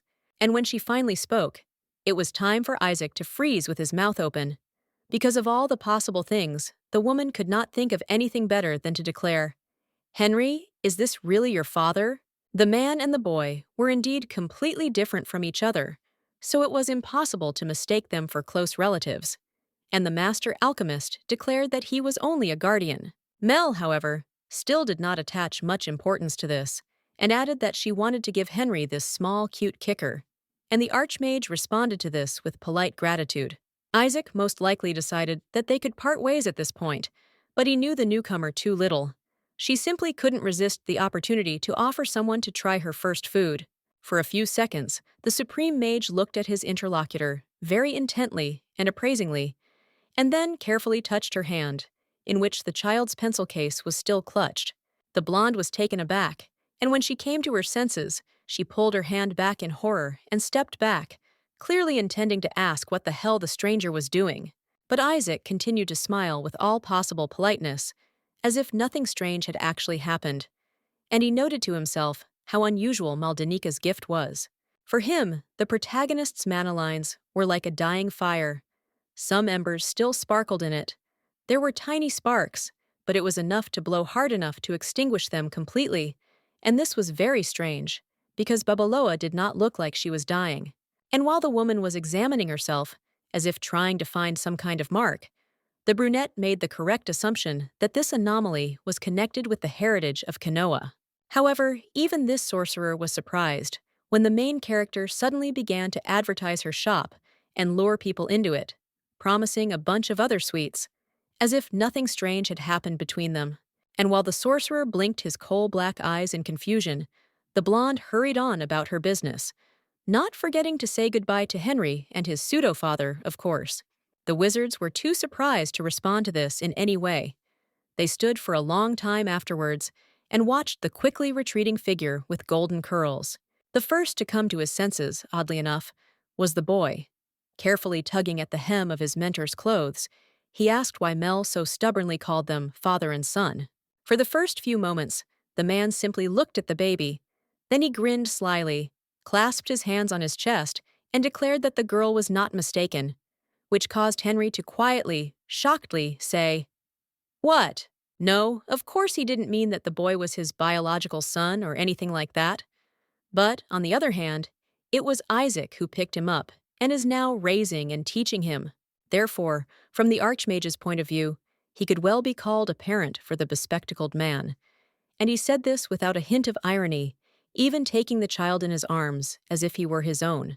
Henry had no words to comment on this, but judging by his flushed cheeks, the words of the leader of the magic tower really sank into his soul. When the young genius of the magical arts decided to speak, his first question was, "If you are my father, then who is my mother?" But Isaac, with an embarrassed laugh, admitted that he did not know, because he had not thought about such a thing. That's how they returned to their native tower, like real father and son, and they didn't even realize that this was only the beginning of their long and complicated relationship with Maldanika. After some time, the protagonist returned to her store. Dominic was reading something at that moment, so he only briefly asked whether the girl had been able to carry out her plan. Naturally, everything went as well as possible. After that story with the Red Pirates, those around her would have accepted even downright trash from the hands of the former Duchess without hesitation, not to mention rather tasty candies. The young knight praised his friend for her success and added promisingly that he also had good news. So Maldanika immediately pricked up her ears, ready to listen. As it turned out, while the main character was walking around the city and offering people candy to try, a journalist dropped into her shop, looking for more material about that magnificent massacre. Another person might have been delighted to be a local superstar whose lips people would look up to, but the former Babaloa could only manage a quiet, inarticulate, "Huh?" The newspapers were already working at full capacity.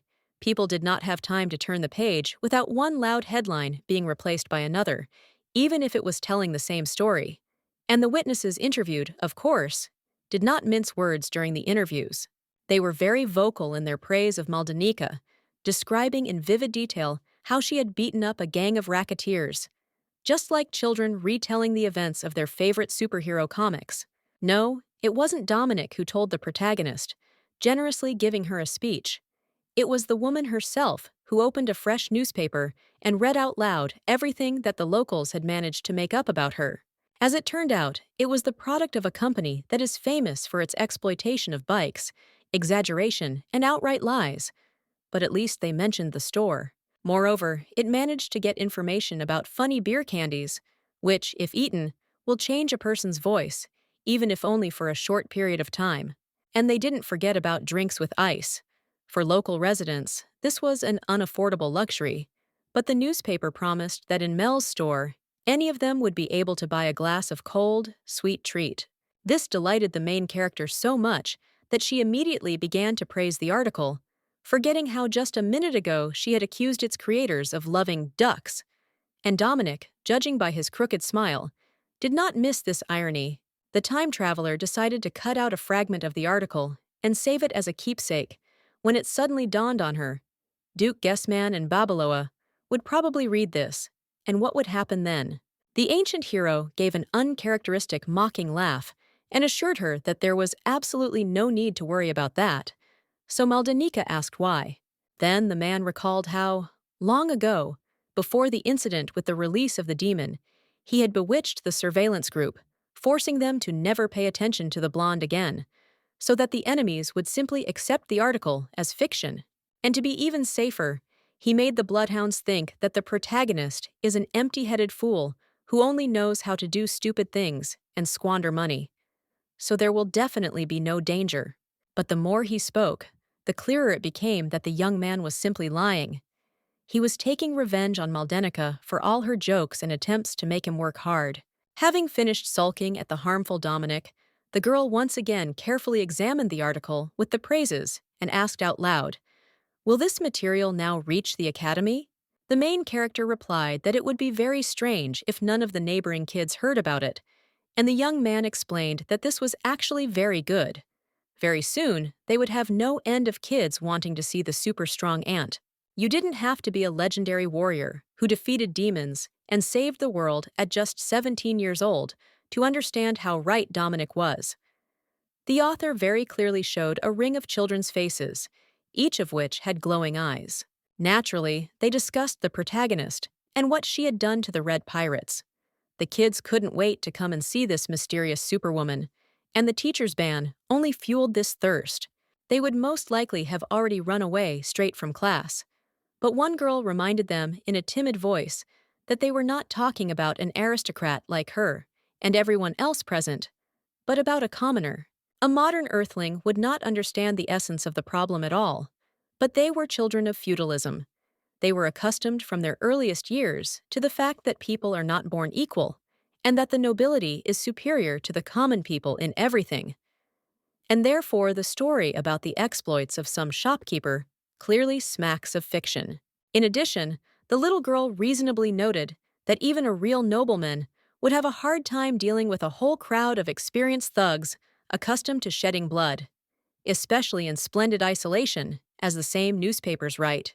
This was enough to make the opinion of the noble children turn around 180 degrees. Now, some haughtily raised their noses and agreed that this was clearly nonsense, and someone even added in horror that you can catch some kind of disease from the rabble. In response to the latter, even the other children added that all these rumors about terrible diseases were just rumors. But the suspicious boy still believed that the peasants and other common people were too scary. Then the conversation gradually moved on to the store itself. These characters also could not understand that Maldanika had even come up with such a thing. It was too outrageous for them. And then the conversation somehow smoothly flowed to the products from Duke Gessman. And this was heard by very familiar ears under the blonde hair. Of course, it turned out to be Axion, familiar to readers, the young second prince, whom Mel and Dominic mistook for an ordinary little nobleman. And the blonde was taken aback when he finally realized that all this time they were talking about his, so to speak, fiance. The girls and boys immediately began to whisper, no longer daring to express their opinions openly and frankly. But the prince simply had no time for that. He was trying to digest the information he had heard. From his thoughts, it became clear that the Red Pirates had dared to attack Axion on that fateful day. And now the young fool in love decided that Maldanika had somehow found out about this and taken revenge for her future groom. The woman in his imagination immediately appeared as a powerful and noble knight, on whom the armor sat as beautifully as the dresses, and this image displaced all other thoughts from the prince's head. It is unknown how long the lovesick child would have stood there and continued to dream, but someone's question pulled him out of these sweet fantasies. "Hey, do you want to go with me to this Mel's stationery store?" The emperor's youngest son did not answer right away. He measured his new interlocutor with a long look, thinking about the fact that this guy had been transferred to their academy quite recently. The boy was about the same age as Axion, but his name was Karat. He had black hair and eyes the color of spring ice. Overall, he looked very much like a younger version of Dominic or Lennox, although he looked much friendlier than them.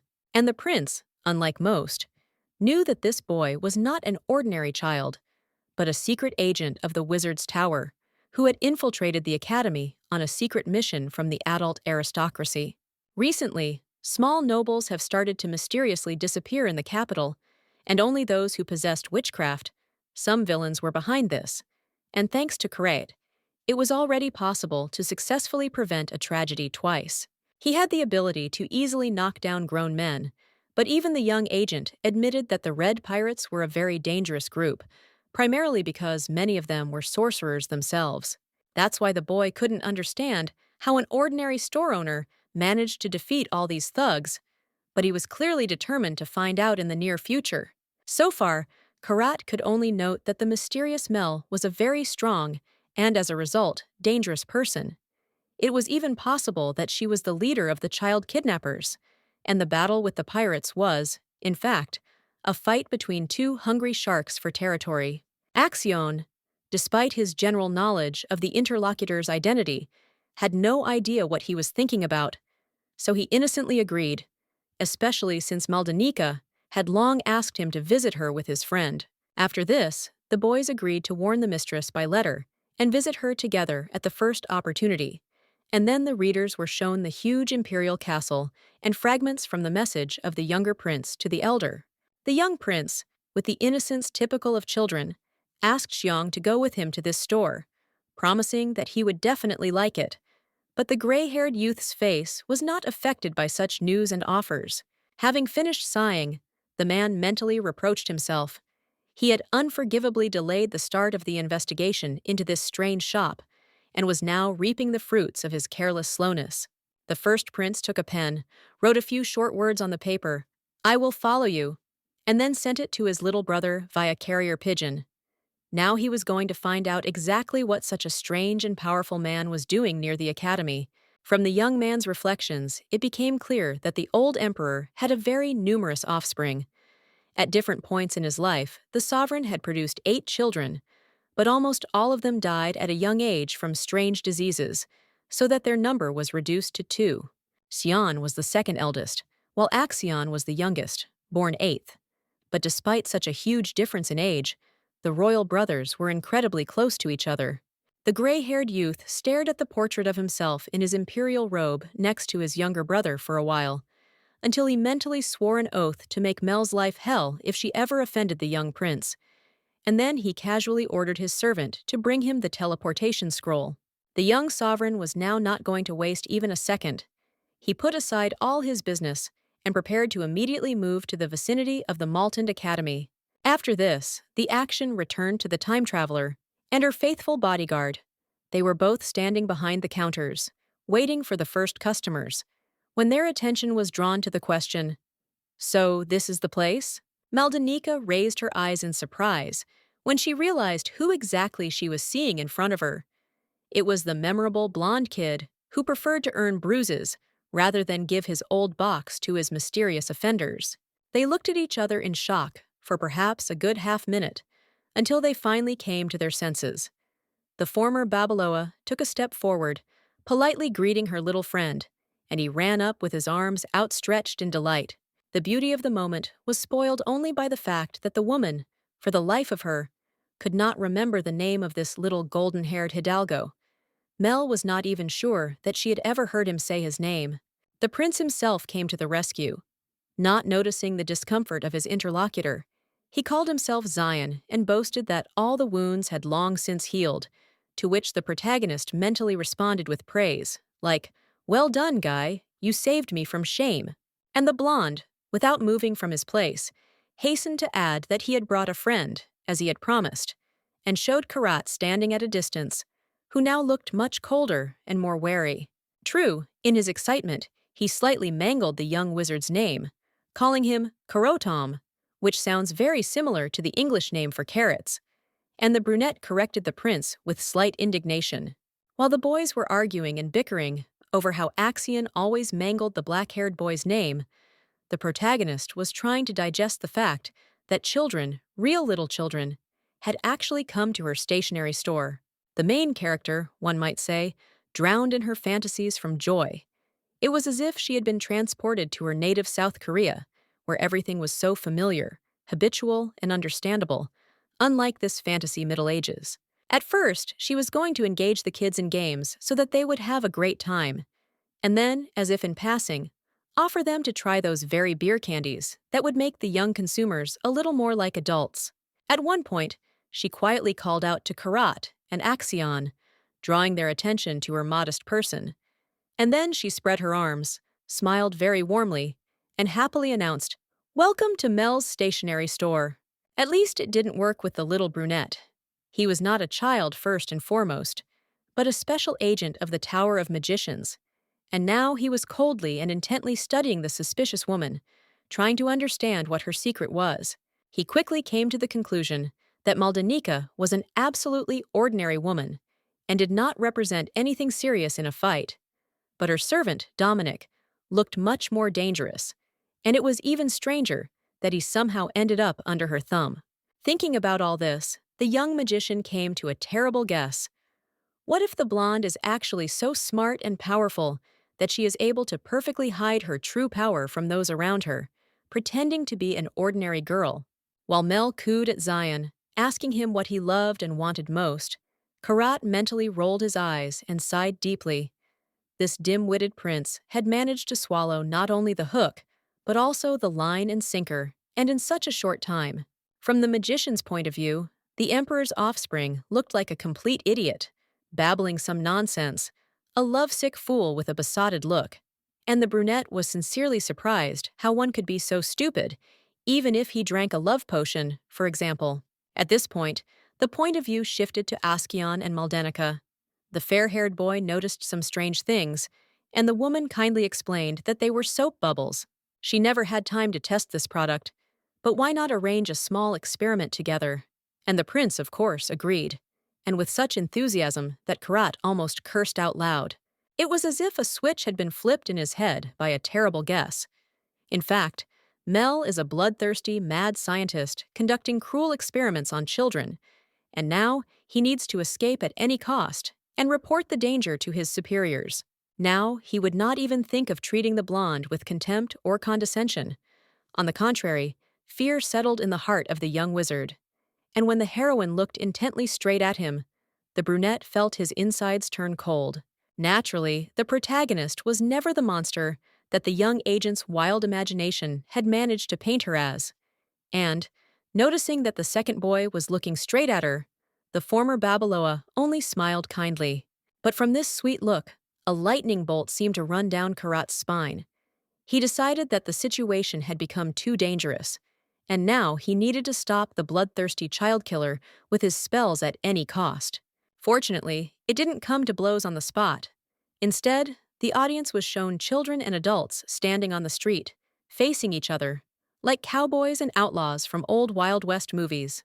The protagonist took out a jar of soapy liquid and innocently suggested that they begin the entertainment, and the young wizard belligerently clenched his fists and ordered them to begin, with such fervor that even Axion raised his eyebrows in confusion.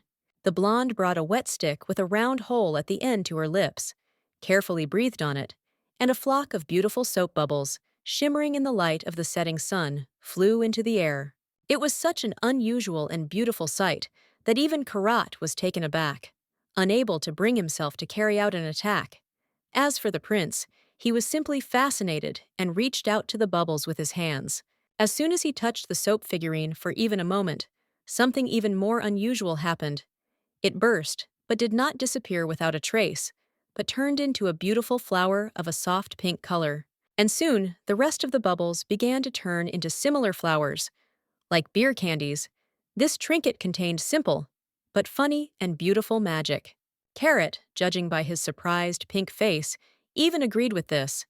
He unclenched his fists, forgot about all his worries and bad assumptions about Mel, and now could only watch the petals in fascination. Because of this, among other things, the young sorcerer did not notice how the protagonist approached him from behind, with a bottle and an offer to try to create the bubbles himself. The kid clearly understood deep down that there was nothing dangerous in Maldana, but he was too proud to admit it right away. So he continued to convince himself that the bubbles should be tried, but only to see if they were dangerous. Having carefully examined the offered vessel, the young sorcerer quickly felt a weak charge of magical energy in it, and also realized that the product was not yet for sale due to the lack of a label. Slowly raising his wand to his face and exhaling to the general laughter, Karat felt very strange. After all, initially, he just wanted to make sure that there were no dark spells here. However, now the brunette felt as if he was in a dream. A joyful, happy dream, where delicate pink petals were flying everywhere, softly falling to the ground. Having felt this properly, the previously wary and cold agent of the sorcerer's order finally allowed himself to openly blush and smile with delight, as befits an ordinary child. He himself didn't know where this strange, warm feeling came from, but there was no doubt that the newcomer had managed to win herself another friend and ally, almost without making any effort. However, this blissful moment did not last long. Then Karat stared in horror at his own hands, realizing how much and impermissibly he allowed himself to relax and immerse himself in fantasies. Then Maldanika came up to him and asked if the kid had enjoyed the entertainment, and the brunette, turning even redder, looked at the girl with fear and indignation. The protagonist clearly interpreted this silence in her own way, so with a radiant smile, she explained that it was a flower gift, clearly implying a transformation trick. After a few minutes, Karat felt real horror. His increased heart rate, uncharacteristically strong emotions, and other things that were too suspicious to be natural. Chaotic, screaming thoughts were born one after another, like fry and caviar. Now the guy began to think about why someone like Mel needed to go into conflict with the Red Pirates at all. But instead of asking the question point blank in a menacing voice, forcing the vile witch to confess to all her crimes and taking her to prison, the young brunette asked if Babaloa could do something similar again. And when he realized what he had blurted out, he covered his mouth with his hands in fear. Now Carrot had turned completely red, like a ripe carrot, and he had finally convinced himself that Maldanika was a deadly and cunning sorceress, because how else could it be explained? Then the main character offered the first visitors to try some slush, and the young wizard interpreted this as some kind of dangerous poison, and then mentally swore to avoid trying it at any cost. As it turned out a little later, it wasn't even the possibility of dying that scared the boy, but the fact that the blonde could enchant him with this mysterious potion, forcing him to be her crazy admirer, like the unfortunate Prince Axion. In the end, it turned out that the sinister slush was nothing more than an ordinary treat, albeit a very tasty one, and Karat, naturally, tried it. Later, he might start cursing himself for an attack of willfulness, but damn, how delicious it was. And while he was struggling with himself, Zion continued to talk carelessly to Maldana. In particular, he admitted that people like her always behaved kindly towards him, and that is precisely why he would like the protagonist to become his wife. And Dominic, realizing in which direction the conversation was going, hastened to leave with an emotionless expression on his face. But there was more to it. Instead of asking Babaloa's ex to wait until he reached at least adolescence, Axion asked the blonde to become his older brother's wife. It was at that moment that there was a polite but firm knock on the door, and the knight, opening it slightly, saw an unknown young man, with suspiciously familiar, long hair tied in a ponytail. A very funny and awkward scene ensued. While the two men were silently staring at each other in the doorway, the protagonist turned around to ask who had come, and the blonde boy gasped. Naturally, he shouted that this gray-haired but young stranger was his very own older sibling, who had kept his promise to show up early. And for the first time in a long time, the girl felt the ground slipping out from under her feet. But one had to give the newcomer her due. She had a natural salesman's streak, so as soon as she got her bearings, she smiled warmly at the new visitor and welcomed him into her store. In response, Zion only cast a thoughtful, even slightly sad glance at her with his deep blue eyes, and the atmosphere in the room somehow subtly changed, as if fresh, lush greenery had sprouted somewhere nearby. Of course, the platinum blonde immediately recognized the outrageous young Duchess Maldana Babaloa, and the protagonist herself quickly realized that she was seeing the first prince, although she was surprised at how young he turned out to be. While the main characters were trying to come to their senses and find the right words, Axion didn't notice anything strange. He only reacted with slight surprise to the fact that his brother, it turns out, was already acquainted with Mel. Being a straightforward and spontaneous child, he saw in this a sign of fate itself, blessing the potential union between the protagonist and Zion. But the girl herself was only trying to recover from the shock, because she understood who exactly her little golden-haired admirer was. To the girl's credit, the book mentioned that the youngest prince, having fallen ill, decided to go to the villa to restore his health, so she did not expect that one day she would accidentally meet the youngest, beloved son of the emperor. When she slurred the words, "Prince Axion," the little boy confirmed with a bright and innocent smile that it was true. He was indeed second in line to the throne. As a result, all the characters sat down at one round table, but tension hung between them. No matter how brave and even impudent the newcomer was, even she was now tormented by fears that executioners would come for her and Dominic's souls in order to punish them for disrespecting the crown. The little blonde boy, meanwhile, was amazed that his failed bride, it turns out, was also a very high-born and important person, and the heroine admitted in a dejected tone that she could not even imagine that Zion was simply an abbreviation of his real name. After this, the boy again proposed to the time traveler to marry his older brother, and deathly silence reigned at the table again. Even Dominic gasped and accidentally broke off a piece from the wooden surface of the table. It sounded so wild. But the worst of all was probably for Karat. While the other characters were already recovering from their surprise and resuming their conversation, the young sorcerer began to silently howl, not understanding what kind of devilry was going on in the area. Axion sighed with false heaviness, muttering that everyone loved him, even Mel, while Zion calmly noted that the former duchess had become very close to his younger brother in such a short time. The blonde tried to explain that it happened by chance, but the boy managed to screw her over even here, enthusiastically adding that Maldana had saved him. The girl mentally howled no worse than Karat.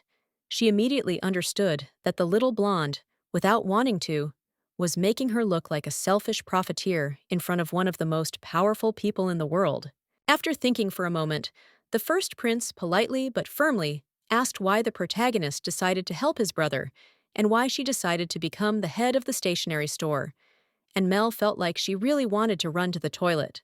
After this, the main character, already as a narrator, explained to the audience that Cassion's date of birth fell on a dark period in the country's history. At that time, the emperor's power was incredibly weak, and the gray-haired youth managed to become the heir primarily thanks to the help of the ill-fated Lennox, his childhood friend. He later graduated from the academy with excellent grades, demonstrating incredible talents. Even if he had been born an ordinary nobleman, the silver-haired man could easily have become the greatest prime minister in the history of the state. Naturally, the author made him fall in love with Sharia Babaloa by organizing a love triangle between her and two friends. Although, to be fair, Gessman was never that close to the future sovereign. Naturally, the protagonist desperately did not want to have anything to do with this sickening story, so she clearly decided to divert the storm from herself by meekly saying that the stationery store was just a dream. She failed many times, until she finally realized that she no longer wanted to have anything to do with big business, that dark ocean full of bloodthirsty sharks, but would much rather do something less significant, but pleasant, bringing joy. And, technically, she did not lie a single word. Her only truly desired reward was children's laughter. As long as the children were happy, she herself would be at the height of bliss, and that was all she needed. Of course, she wouldn't mind even if His Highness decided to visit the shop from time to time, and she mentally added that even if Cassion didn't believe it, then so be it. She didn't want to do any business with him. Well, okay. She could ask for one small favor, but Maldana hadn't voiced it yet. Axion, who had clearly heard the vulgar rumors about Mel and was now indignantly asking his brother to scold all these gossips, interrupted the conversation. However, Sion did not pay any attention to this. Instead, he harshly but reasonably reminded that the protagonist would not be allowed to live and work in peace. She had developed too bad a reputation and many high-ranking enemies. The former Duchess of Babaloa took a long time to respond, trying to decide whether she should take the words as a warning or a disguised request, before replying, "I won't be naive, and you will also be my enemy." After some thought, the eldest prince allowed himself to smile slightly, bow his head, and calmly remark that no, he was not interested in confronting the main character for now. In response, Maldana only said, "That's how it is," and smiled very broadly and sincerely, as if the conversation had been about some kind of good-natured friendly joke all this time, and not about life and death. And then finally, the most precious, most long-awaited moment for the protagonist arrived. She gave Axion and Karat whole bags filled with various treats. Among the treats was, among other things, a very strange candy that looked like a full beer mug with a foaming surface. But fortunately, it was completely non-alcoholic. The black-haired boy said that was impossible, and Babaloa instantly knew from his eyes that he was the perfect client, the kind of kid who desperately wanted to look older but was hesitant to cross a taboo. So she told him in detail how she made these sweets. Seeing how the little wizard's cheeks turned pink, the newcomer directly stated that he looked happy. And when she added that the sweets also had a small magical effect, Karat, together with Axion, could no longer contain themselves and squealed with delight. Very pleased with the effect produced, the woman advised the boys to definitely try it, check the effect, and, as if by chance, asked about advertising among the other kids. Naturally, the younger prince agreed without hesitation, almost wagging his tail with delight, while the young wizard only looked away. But his scarlet cheeks betrayed the true emotions of his master completely. As it turned out, she had a gift for Prince Cassion too, but it certainly wasn't a playful candy, for this man was distinguished by rare perfectionism and a very strong attachment to his relatives. Because of this, and because of his status, the white-haired youth was incredibly cautious in his acquaintances and very rarely got close to anyone on a personal level, excluding his father and brother. And when his nanny and sisters died, the poor guy began to suffer from nightmares. The traveler had no idea whether the imperial family was being haunted by an evil fate or some completely mortal killer, because even the author of the original story did not write about it. But fortunately, she could help with the nightmares. In addition, in the book, Sharia became a living emotional support for the gray-haired prince. Every time she stroked him, his fears retreated, which became the basis for Cassion's love. But Maldanika was going to influence the course of events a little. Returning from the second floor, where many things were stored that were not yet ready to be displayed on the shelves, the protagonist solemnly demonstrated to the highborn guest an elegant dreamcatcher, seemingly made of silver. There had never been Indians in this world, so the princes did not understand what kind of strange artifact it was, but the main character happily explained the principles of its operation, although Axion could hardly believe that this thing could only give good dreams. The girl easily admitted that it might be hard to believe in something like that, but the artifact was indeed useful, and the brothers measured her with deep, thoughtful looks. The gray-haired youth quickly sensed the magic power in the catcher, and the protagonist lied that it was woven by a novice wizard. In fact, it was Dominic, and he was so angry about the deception that he was ready to eat his employer alive and without salt as soon as the guests walked through the door. The traveler whispered to the bodyguard for forgiveness and promised to compensate for this with a higher salary in the future.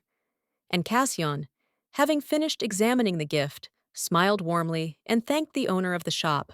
The heir to the throne had previously heard only bad rumors about the former Babeloa, that she was a short-sighted, greedy, and vile fool, a disgrace to her glorious family, and also interfered with the relationship of Lennox Gessman and Sharia, out of envy of their true love.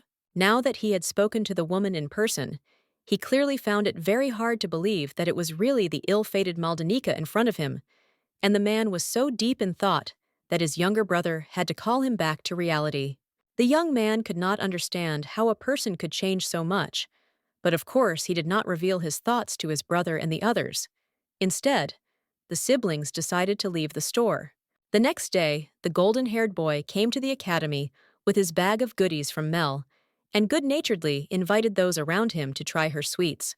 And the first to be snapped up were, of course, the famous beer candies. Children gobbled them up with great pleasure, because for some, they reminded them of their parents' products, and for others, they were simply happy, feeling almost like adults. Carrot also took part in this distribution, although he did not understand why he was doing such nonsense at all. He initially just wanted to make sure that Maldanika was not the organizer of the kidnappings of noble children wizards. While those around him were fooling around with their changed voices, and Axion was angrily demanding that he show more activity in their little advertising campaign, the young wizard finally understood that he had to contact his superiors. Let them check Mel's shop now. Then, a boy and a girl approached the youngest imperial offspring.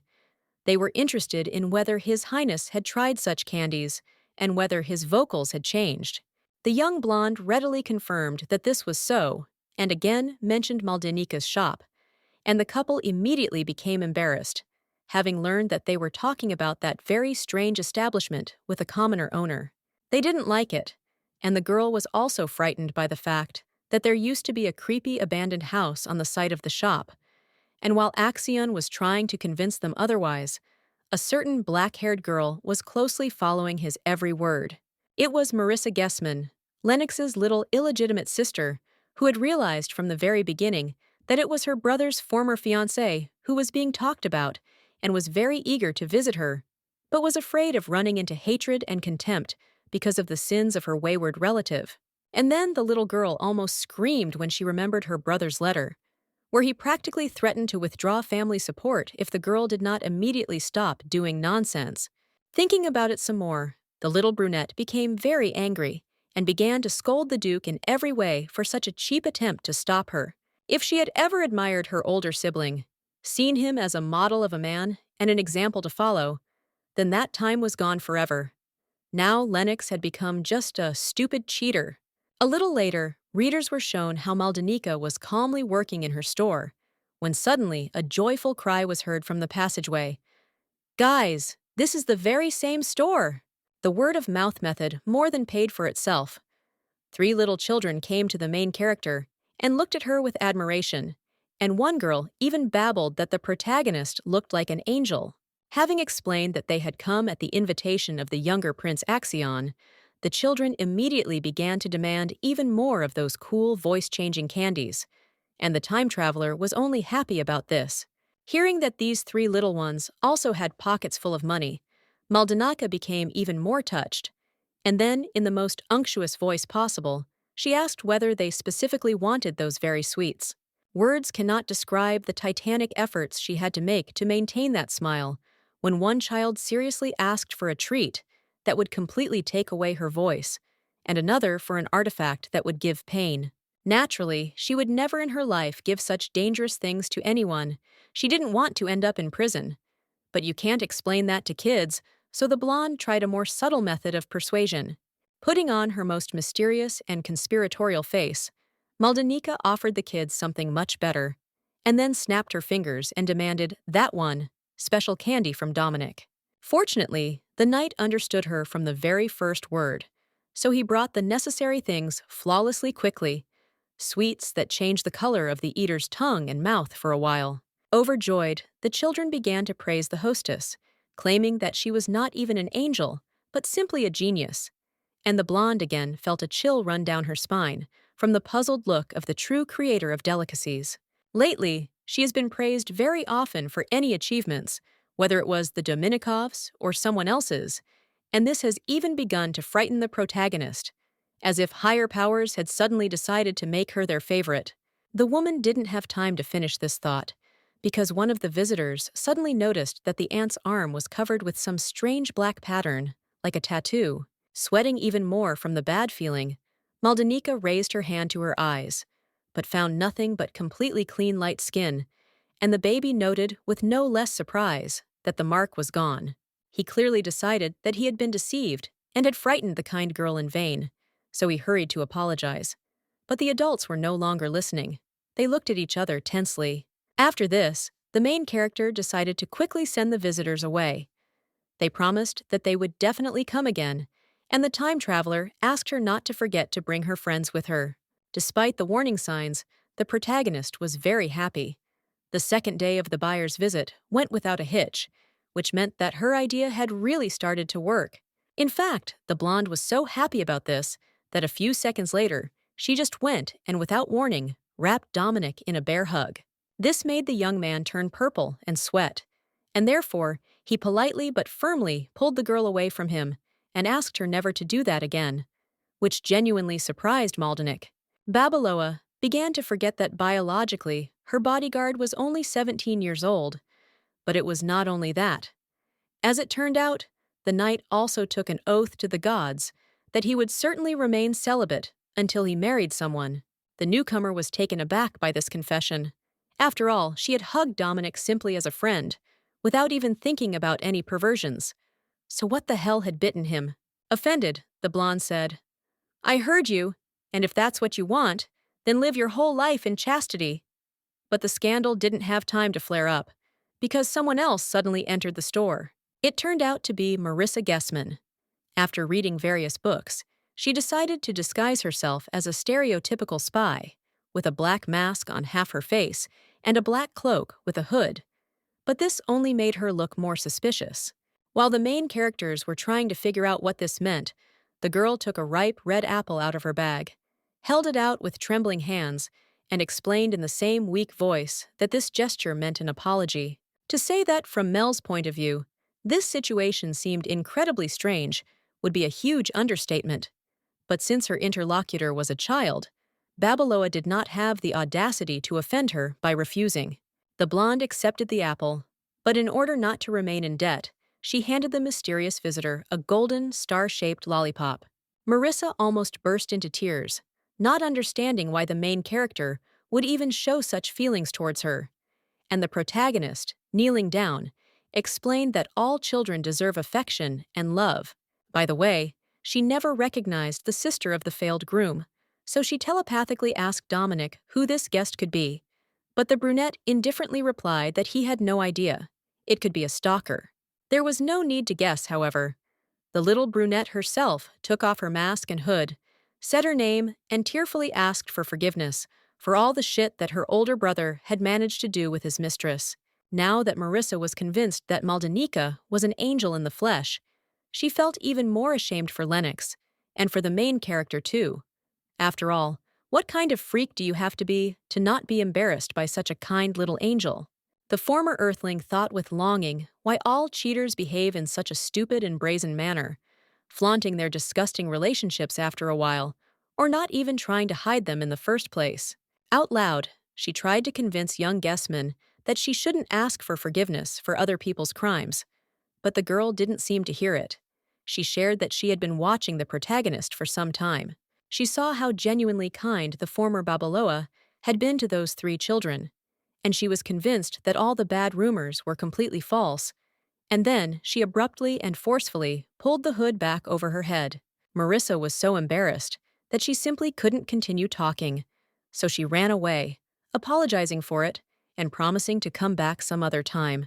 The main characters watched her go in silence for a while, until they finally admitted that this girl was completely different from her selfish and cruel relative. Specifically, Maldana made a silent promise to herself.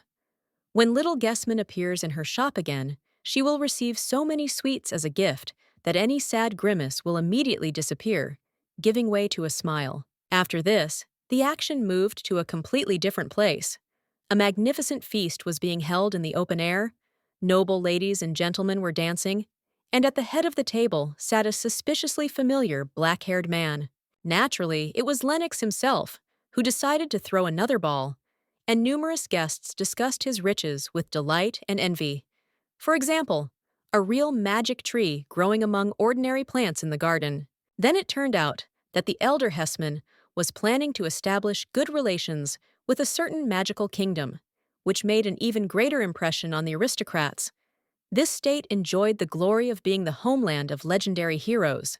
The Duke himself pretended that he wasn't there at all, just standing there with his arms crossed and his eyes closed, but his thoughts were floating in completely different spheres. But in fact, he was carefully catching every word that was said.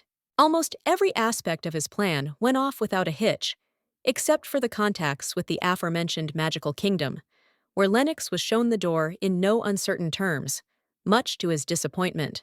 Unlike the Empire, that state was inhabited not only by humans, but also by other intelligent creatures who had magic in their blood, so an alliance with them would be terribly advantageous, not to mention the fact that Hessman was trying to find Dominic's legendary sword, not suspecting that it had already served Maldana. If he could enlist the support of an army of dwarves, elves, and mermaids, and also subjugate the greatest warrior in history, then the brunette would become the most powerful man in the world, even without the dragon children. And then the imperial crown would be easier to pick than a ripe fruit. Lennox would have enjoyed these fantasies for a very long time, reveling in his own genius and exceptionalism, if someone's childish voice, as if in response to all these thoughts, had not asked, "Mom, but isn't the owner of the magic tower better than him?" It turned out to be a little aristocrat, whom his mother decided to take with her to the reception. And this young man, like Marissa and Axion, clearly saw the rotten insides of the main antagonist, hidden behind the image of a refined and rich nobleman. Naturally, his mother was not going to give him the opportunity to continue making such dangerous speeches, especially in close proximity to Lennox himself, so she ordered him to shut up, allegedly because it was too noisy. However, it was too late. The brunette heard and remembered everything perfectly well, and therefore decided to address his dear visitors with some very important announcement. A few minutes later, it turned out that this news was an alliance between the Guessman and Babaloa clans, and this caused real delight among the guests, because, by joining forces, these 2 financial giants would become truly invincible. While everyone was clapping enthusiastically, Duke Babaloa quietly addressed Lennox, warning him that he had something to tell him concerning Maldana, but it would have to be done in private. When the men retired to the estate, it turned out that the protagonist's father wanted to warn the brunette that Mel had officially renounced her position and surname, and this caused a shock in Guessman, because he still considered himself her fiance. Such a thing could not be done without his approval. The eldest duke calmly replied that the main character had decided to renounce her origin of her own free will, But there was no need to worry about it in principle. The documents could be taken back as easily as they were submitted.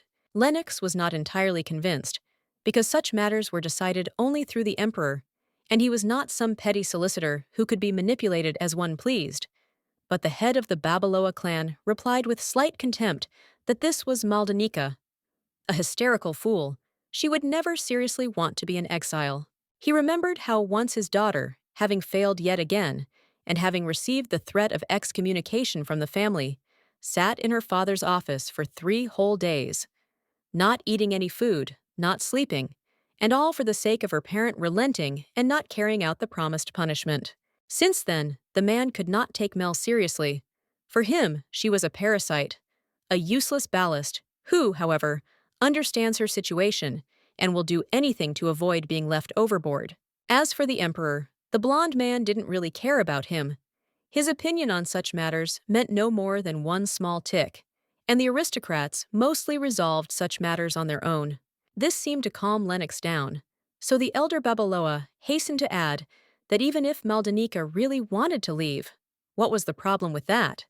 The brunette could simply get engaged to Sharia, and everyone would be happy. Naturally, Guessman did not tell the fat man what a treasure the protagonist really was, and why he needed her so much.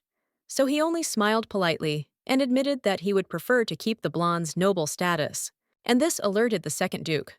Perhaps he allowed his wife to manipulate him, but he was not a complete idiot and understood that the failed son-in-law had some special interest and did not plan to share its essence with others. Here, he cast an irritated glance at a man who was very persistently simulating a cough right next to his ear. He wanted to tell Patriarch Babaloa some very important rumors.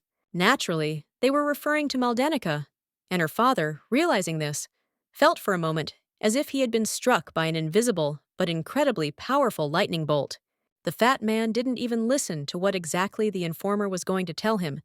He was so angry that he screamed throughout the palace that this vile wretch had completely lost her mind, and yet it seemed like she was finally starting to grow up. For a few more minutes, the respectable, noble man of a certain age was hysterical and stamping his feet like a child, before finally asking what kind of crap the protagonist had come up with this time, and the frightened servant mumbled about a business near the academy. This had a better effect on the Duke than a bucket of ice water.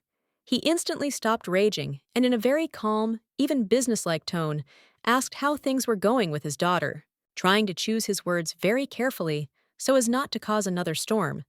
The gossip admitted that he had recently heard a lot about a mysterious stationery store that had gained incredible popularity among noble children, and its owner suddenly turned out to be Maldana. Patriarch Babaloa's reaction was still stormy, although not furious. He shouted again that a wretched shop like the ones commoners had was not even funny. Even a complete fool could handle such a lousy job. The fat man froze again, as if struck by lightning, when the informer, stuttering and trembling all over, added that the protagonist's character had completely changed. The children adore her, considering her a benefactor. The Duke simply could not believe this anymore. He understood perfectly well that he had turned his daughter's life into hell, because he had never loved either her or her mother, and therefore knew that the disgusting character of the real Maldana was a response to the painful kicks of the surrounding world. It all sounded incredibly strange and fantastic, so the elderly aristocrat decided to think very hard about the changes in the life of his unloved first daughter, and for this, he casually ordered the servant to get out. While Patriarch Babaloa was puzzled over the unexpected riddle, his second wife, the beautiful Lady Hildigard, whose hair resembled a shock of scarlet flame, was leisurely strolling through the beautiful garden, and she was very unhappy because her dear, although usually narrow-minded husband, somehow managed to find out about the prodigal daughter's new business, and then threw a scandal because his wife kept him in the dark. The man still considered the main character to be trash, and had no intention of establishing a good relationship with her. However, he was still interested in how she was doing, so the protagonist should soon expect the priest to appear on her doorstep. From the outside, Hildigard might have seemed mostly calm, but in reality, the Duchess was seething with rage. This damn pig was going to return his first offspring back to the clan. He just couldn't decide on his desires. She had never loved the elder Babaloa, but she openly despised this chaotic trait of his character, seeing in it almost a mockery of herself. And what was worst of all, even those cutthroats, the Red Pirates, were unable to cope with the hated stepdaughter. The Villainous simply did not understand the latter. Maldanika had never been distinguished by her military talents and did not know how to cast spells, and in her service was only a novice and very weak wizard. But somehow she beat the crowd of bone breakers, and therefore was dangerous for Hildigard and Sharia. This finally confirmed the aristocrat in the idea that the main character needed to be finished off as quickly as possible and at any cost. But she didn't have time to finish this thought. The maid approached the red-haired lady and respectfully replied that everything was ready. This news made the red-haired antagonist smile sincerely for a moment and forget about her recent troubles, and she ordered the maid to follow her to a certain place. It turned out to be a luxurious banquet hall with a laid table at which sat exclusively young, beautiful aristocrats, and Hildigard sat at the head of this table, like a queen, surrounded by loyal subjects. Sipping her tea gracefully from an expensive mug, the Duchess finally began her speech. She and her family had decided to enter into a mutually beneficial alliance with Duke Lennox Guessman to ensure a comfortable future for their descendants, and the ladies at the table received this with delight. But as soon as the older woman mentioned her wayward adopted daughter Maldanika, who had decided to start some kind of business again, her friends began to giggle nastily, like, "This fool has decided to disgrace herself again. Life hasn't taught her anything." However, Hildigard, without even opening her dreamily narrowed eyes, admitted that she was actually very proud of this girl, who, despite all the adversity, stubbornly continues to work on herself, and she would like Sharia to work together with her older sister. The gossips were a little embarrassed by this unexpected turn of the conversation, but not much. They just started covering their faces with fans and sleeves, obsequiously groaning and gasping and whispering among themselves, of course. The Duchess, with hypocritical modesty, asked her friends not to embarrass her like that. But in reality, of course, she was cold and focused, like a snake ready to strike. And this whole conversation was nothing more than the first point of a plan that would turn the main character's life into hell. Some other person might have sooner or later resigned himself to the existence of the hated stepdaughter, limited himself to banishing her and trying to forget her, like a bad dream. But Hildigard was never content with half measures. Meanwhile, Maldana herself was desperately bored until she finally decided to complain to Dominic.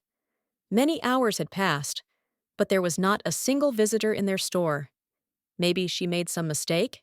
The knight turned around with interest, and the girl continued her thought. What if the audience decided to forget about her because their stationery store was run not by a noblewoman, even of a low rank, but by a mere commoner? The euphoric effect of a successful business start had passed, and now the protagonist was faced with the harsh reality. People were not ready to march to her in crowds every day, and you can't last long on a flock of children who don't care about class division. It is unknown how long she would have been thinking about how to become even more popular and earn more money, because her and Dominic's attention was drawn to a cautious but firm and loud knock on the door. The black-haired warrior reacted to this in a very unusual way. Without letting go of the box, he darkened and muttered angrily, as if this annoying bastard had decided to show up again and waste their time. This surprised the main character very much, because she could not remember anyone to whom the young bodyguard would react in such a way, especially since in fact Prince Cassion came to visit them with a message for the blonde. No, it was not a letter or an invitation, as one might think at first glance. The imperial heir decided to show his new acquaintance one of those strange leaflets that were now appearing all over the city. Naturally, the protagonist accepted the piece of paper and began to read it. But as soon as the meaning of what was written reached her, the former Duchess of Babaloa felt her body covered in a sticky, cold sweat. As soon as the main character regained control over her body, she rushed out of the store, only managing to shout gratitude to the dumbfounded prince. But such a reaction, in fact, could be understood, because the leaflet announced the construction of a large shopping center next to the academy, and Hildigard had arranged it. But even that wasn't the worst of it. The red-haired brat was clearly intending to force her stepdaughter out of the business, because the main audience of her enterprise was supposed to be high-born children, and Duke Hessman was working with her. Only 10 minutes had passed, and now Maldanika was looking on with a shocked expression as the construction crew laid bricks and boards on top of each other. Her stepmother didn't even have the conscience to move the future department store to the other end of the street. The protagonist was no fool, so she immediately understood what all this meant, and even more acutely realized that if she did not take some immediate action, the damned stepmother would easily throw her to the side of the business. The main character even mentally asked her hated relatives why, even after everything that had happened, they wouldn't leave her alone. They simply wouldn't let her live her own life. Or would it be necessary to break everyone's backs and leave them lying in the dust? Then one of the builders approached her and warned her that the girl had come very close to the fenced area. But he was even confused when Maldanika coldly asked what exactly they were working on here. The blonde acted so coldly and majestically that the builder mistook her for an inspector and meekly replied that work was underway on creating a children's department store, although this had not yet been confirmed, and the exact completion date could not yet be named. The former Earthling thought even harder. Hildigard's plan was thought out to the smallest detail, and it would be very difficult to find a suitable argument for it, but she again did not have time to finish her thought. Lennox suddenly and roughly grabbed her by the arm. The time traveler very slowly raised her gaze upward, looking at her ex-fiancé with a mixture of fear and disgust. It seemed impossible to make the situation even worse than it was, but life continued to prove that this was not at all the case. The unfortunate foreman quickly realized that he had witnessed a very unpleasant sight and wisely retreated, while Guessman literally attacked the heroine, describing in vivid detail how her wretched store was doomed to ruin as soon as their enterprise started working. But the woman did not even try to listen to him. Rubbing her freed hand, she tried her best to pretend that she didn't give a damn about this man and what he was planning to do there. But gods no, this was given to Maldanika with great difficulty, and Lennox himself was not going to let her go, demanding respectful treatment without sarcasm.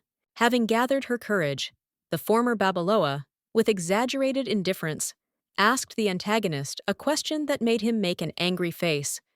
Does garbage deserve to be treated seriously and respectfully? With an effort, Hessman calmly threatened that his and Hildigard's store would completely capture the attention of the little aristocrats, sending the main character to the bottom of society, unless she came to her senses and returned to him. But the protagonist did not even think of being afraid. Then Lennox decided to try the classic abuser tactic, saying that Mel was an idiot and that it was her own fault for what was happening. But the time traveler only gave the man such a look in response that anyone would want to cross themselves just in case. With each passing second, the hated Duke was infuriating the former Babaloa more and more, so much so that the remnants of sanity in her soul desperately fought in an attempt to keep her mistress from immediately attacking and attempting to kill. Luckily, common sense prevailed this time, so the blonde pointedly calmly reminded the antagonist how he cheated on her with Sharia. So what right does a man actually have to accuse someone of idiocy? Then Lennox decided to try gaslighting. He very realistically portrayed hurt feelings and shouted that he never even thought about leaving Mel for another woman. But the newcomer coldly snapped that objective facts testify to the opposite. She reminded him in a calm, businesslike tone that Guessman had recently gone on a romantic trip with her sister, that they often appeared together at parties as a couple, and that the brunette's desperate attempts to deny this only further showed how unfaithful he was. This angered the villain almost to the point of foaming at the mouth, because he had no idea how to logically refute all this. In desperation, Lennox tried to repeat his previous words, but Maldanika wearily advised him to try himself as a clown. He is great at making people laugh with his parroting. Suddenly, the Duke grabbed her hand, but not to beat her. He decided to try another method of psychological pressure, to appease the victim with an expensive gift in the form of a precious necklace, to convince her to forgive him and return. With the real Mel, this might have worked, but the former Earthling in her body looked at the decoration with incredible disgust, as if Hessman had shoved a disgusting, stinking, slime-covered centipede between her fingers. The girl's voice broke into an angry growl and asked if this was a bribe. But the aristocrat, having regained control of himself, explained that of course not. He would not try to bribe his own fiancée to stop spreading defamatory rumors about him and Sharia. And then he leaned right up to the protagonist's face and with a poisonous, smug grin replied that it simply wouldn't have been necessary. No one would have believed the blonde. And this completely blew Maldanika's mind. It is unknown how this would have ended. Perhaps the girl would have simply bitten the guy's face with her teeth and bit off a good chunk of his nose. But it did not come to that, thanks to a small, furiously screaming figure. Emerging from around the corner, she roared, "You damn trash!" It turned out to be Marissa Guessman, in the same black camouflage cloak. Standing between her brother and the newcomer, she decisively declared that she unconditionally believed her every word. However, such support rather upset the former Babaloa than pleased her.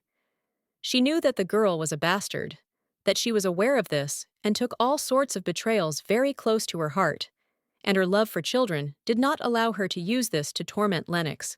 The protagonist leaned towards the brave little girl and carefully asked her not to interfere in this story. Everything was going well anyway. But the elder Guessman only rubbed his head in irritation because even his sister decided to play against him. The man sighed heavily, and then in an icy tone ordered the girl never to hurl such insults again. And only after that, he ordered her to come to him, beckoning with her fingers, like a dog. Previously, this would have probably worked, but a lot has changed since the blonde first fought back against her offenders. So the girl also decisively sent her hated relative, even calling him a moral monster. This hurt the antagonist so much that he did not have the strength to respond or continue the argument. And Marissa, meanwhile, turned to Maldana and asked him to leave as soon as possible, so as not to stay in the presence of such scum even longer. And in general, in the child's opinion, the main character in principle should not have paid attention to what he was saying there, because who cares what kind of filth is pouring out of the mouths of rotten people? But the protagonist was so taken aback by what was happening that she could not keep up with her interlocutor. She had gathered her courage to explain to the little girl that such concern was unnecessary, because the former Babaloa, in principle, did not care about the words or opinions of the enemy. But the girl made a very cute face, and even began to cry. Lennox finally broke into the conversation to say something in his defense, but the girl looked at him with incredible hatred and contempt, and then declared that, in principle, she would not listen to such a charlatan, and even called him by his first and last name, making it clear that she no longer considered him a brother. Then the girl resolutely grabbed Mel by the hand and led her along, as if to say, "Let's get out of here, sister. We don't have to endure the company of this pig any longer." And the main character didn't really resist. At first, she was very surprised, but now she was happy. After all, karma exists in this world, and the scoundrel received sufficient punishment even without her intervention. So in the end, Maldana only smiled affectionately and maliciously at Guessman Sr. "Well, how about you? It's nice to be the one who was brought down by a child." That's what the woman thought. But she didn't say anything out loud, instead focusing on having a fun time with Marissa. When they reached the stationery store, the former Duchess was determined to feed the girl so much that she would have no opportunity to be sad or worried. This was the least she could do in gratitude. But this suddenly came with a complication. Opening the doors, Mel saw Dominic, Sion, Axion, and Karat having a small tea party at the table. And the protagonist didn't like this at all. She loved guests, and she loved children, but she loved solvent clients much more, and these ones decided to clean out the owner's supplies without leaving even a coin. And she also knew for sure that Dominic was to blame for this, because the usually imperturbable warrior was now very diligently hiding his eyes, avoiding meeting his mistress's gaze at any cost. The situation was already incredibly awkward, and Marissa managed to make it even more awkward. Not paying attention to the men, she again turned to Maldana with the promise to find her the best husband in the world. From the brunette's point of view, this mythical character must be handsome, but at the same time modest, kind, and also unconditionally devoted to his bride. And she will begin the search even among those gathered, so as not to go far. From the outside, it looked very much like some kind of farcical comedy, A black-haired girl, angry and strict, was scribbling something in a small notebook, while the protagonist looked into it with a nervous and slightly strained smile. Carrot and Axion were not the right age and quickly dropped out on their own. Instead of them, the young matchmaker decided to focus on Dominic and Zeon, starting with the former, and the ancient hero could think of nothing better to say than to say that he was often praised for his modesty. Marissa nodded very seriously and wrote it down, but Maldanika immediately realized that the bodyguard had simply decided to make fun of her, and at the same time to present himself in the best possible light.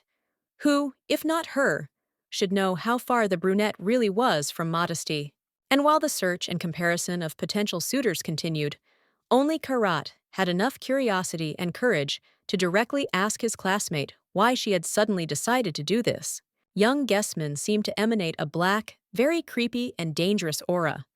One look at this angry little thing was enough to make anyone's knees shake, and the time traveler, of course, did not risk forbidding her to talk about the crimes of that trash. Then the girl slapped the table loudly, attracting everyone's attention, stood up and began to tell what disgusting things her older brother Lennox had done, with such aplomb and drama, as if the action was unfolding on a theater stage. But the funniest thing is that it really worked. At the very least, the children took her story very close to heart, sincerely outraged by the cruelty and depravity of the Northern Duke, whom now they could hardly call a man. However, this was only the beginning.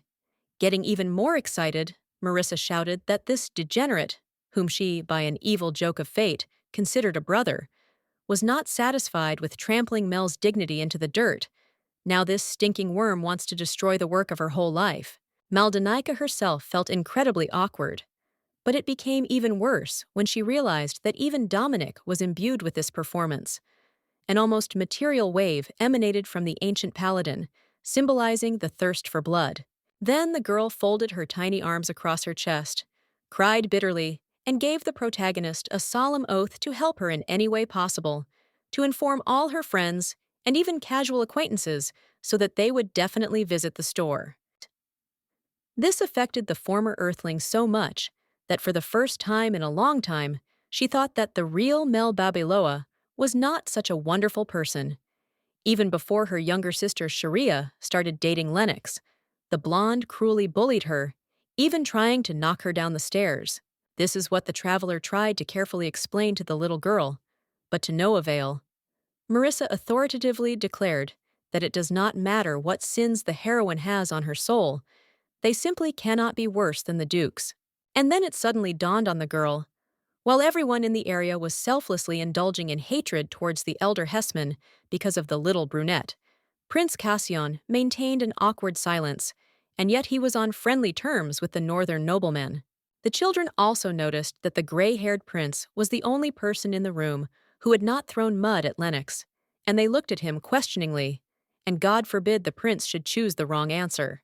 The protagonist expected anything, that His Highness would try to somehow justify his friend and convince the kids not to divide the world strictly into black and white. But not that the young man would suddenly smile radiantly and agree that his friend was actually a brute. This surprised the traveler very much, because in the books there was nothing like this. But in response to her question, Cassion kindly explained that he draws a clear line between personal, real relationships and interactions in public. This calmed Maldanik down a little, because the imperial heir was such a cold-blooded professional in the book, putting his emotions aside, and the young man himself, meanwhile, admitted that he had slept well for the first time thanks to the dreamcatcher, and for this he was also ready to help in any way possible. Marissa finished writing something in her notebook, asked Zion to take a short break, and then, with a ridiculously serious air, swore an oath to find a worthy groom for little sister Mel. But the protagonist herself only looked at her with affection. And when the brunette got to the point of a repeated and very detailed list of the virtues that this hypothetical ideal husband should have, the blonde couldn't resist and laughed, because such ideal people don't exist in nature. The girl repeated that she would make every effort to find such a man, and Karat and Axion added that they would also take part in the search, and the former Babeloa almost melted with affection, looking at these small but serious and brave knights. She no longer laughed, so as not to offend the children in vain, but only thanked them for such care and assured them that she would be looking forward to the result with great impatience. After this, the action moved a little further in time, when it was already deep night, and to a completely different place, to an academic dormitory, reminiscent of some ancient, impregnable castle. Despite the late hour, not all the children had gone to bed. Bright lights were still burning in many rooms, including Karat's. He quietly and carefully entered his room and sighed tiredly. As it turned out, the young wizard took his promise to find the perfect groom for the main character absolutely seriously, because that was the first thing he said. Then the readers were shown fragments of his memories. How after leaving the store, Marissa turned to the boys and asked them to immediately report if they suddenly saw a suitable guy. For her, the most important point remained physical beauty, but she was ready to consider any option if the candidate met the other criteria sufficiently. And Cassion immediately declared that his brother should be the groom, because he was not only the best in everything, but also handsome, like a god. As for Carrot, he had no suitable adults in mind, but he solemnly promised that he would definitely find someone to consider. With fist bumps and hands raised to the sky, the three children made another promise: to make the existence of this disgusting traitor Lennox a hell, and then to restore justice by giving Maldana true love. Cassion was the first to leave, along with his brother. But before that, he ordered his friends not to let Guessman Sr. near their beloved friend under any circumstances, and Marissa added that their mission would officially begin tomorrow morning. Now the young wizard paced the room and tried to figure out where he would start. He never thought that he would do the job of a matchmaker, and he also convinced himself that he didn't like Mel that much. It was all in the name of violated justice, nothing more. Suddenly, his attention was drawn to a carrier pigeon, and the presence of this bird could only mean one thing. Isaac himself, the supreme sorcerer of the Empire, wanted to talk to Karat about something. This surprised the boy greatly, because the Archmage, even taking into account his usual eccentricities and whims, usually does not start conversations so suddenly. But he, of course, took the message that was brought and began to study it. The text said that the man, as previously warned, would come to the academy on business, but due to slightly changed circumstances, would be delayed there for some time, which made the boy very happy. And there were also 7 short words in the message, barely understandable without context. I found what I had been looking for so long. But they had such a strong effect on Karat that the child almost lost the power of speech. Having recovered from the shock, the little brunette decided to type a reply message, and at the same time ask if there was a handsome, modest, noble, and sweet man in the magic tower, before it dawned on him that Isaac himself perfectly fits every point. The boy, without false modesty, put himself in second place in terms of physical perfection, and if we talk about that bespectacled guy, Henry, well, he was too small for the rating, half the age of even Cassion or Marissa. Besides this, Carrot had his own interest in the supposed union of Isaac and Maldana. If they got married, he would be able to spend much more time with the main character, without explanation, and would get a chance to see those wonderful soap bubbles again. These fantasies inspired the young sorcerer so much that he turned pink and, against his own will, put on a wide, slightly nervous smile, and then began to scribble a reply without hesitation. In it, the kid assured the head of the order that he would wait for him with great impatience, but at the same time, as if by chance, he asked if Isaac had a woman. If the man was free, then the child would gladly introduce him to Mel. For her decency, Carrot was ready to answer with his own head. After thinking a little more about his next steps, the young brunette decided to find out as much as possible about his leader's personal life, and only then tell Cassion and Marissa about him. This seemed to him the most logical option, and the black-haired boy, with a satisfied chuckle, decided that he would definitely send his interlocutor the famous beer candy Maldaniki as a gift. Isaac simply had to try it. How delicious it was! That same night, the young sorcerer had a very colorful dream. In it, Duke Guessman was a disgusting and ugly villain who tormented Mel until the noble, handsome, and brave supreme sorcerer arrived. The dream ended with the man, the woman, and Karat himself starting to live together as a trio, like parents and son, and everything was fine with them. And the next day, the audience was shown how the real Archmage was confusedly rereading the letter and looking at the lollipop in the shape of a beer mug. Twirling the strange treat in his hands, the dark-skinned brunette tried to understand what had bitten the little operative. In the previous report, he had not minced words, describing Babiloa as a fiend from hell, and now he was suddenly singing her praises. Then the man began to remember the first and only time he met the blonde in person. How joyful and carefree she seemed, and he thought with a smile that Maldanika must be enjoying life.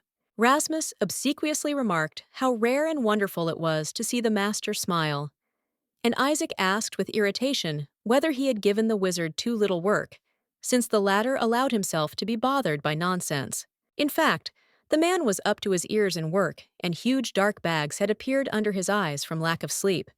But no one paid attention to this.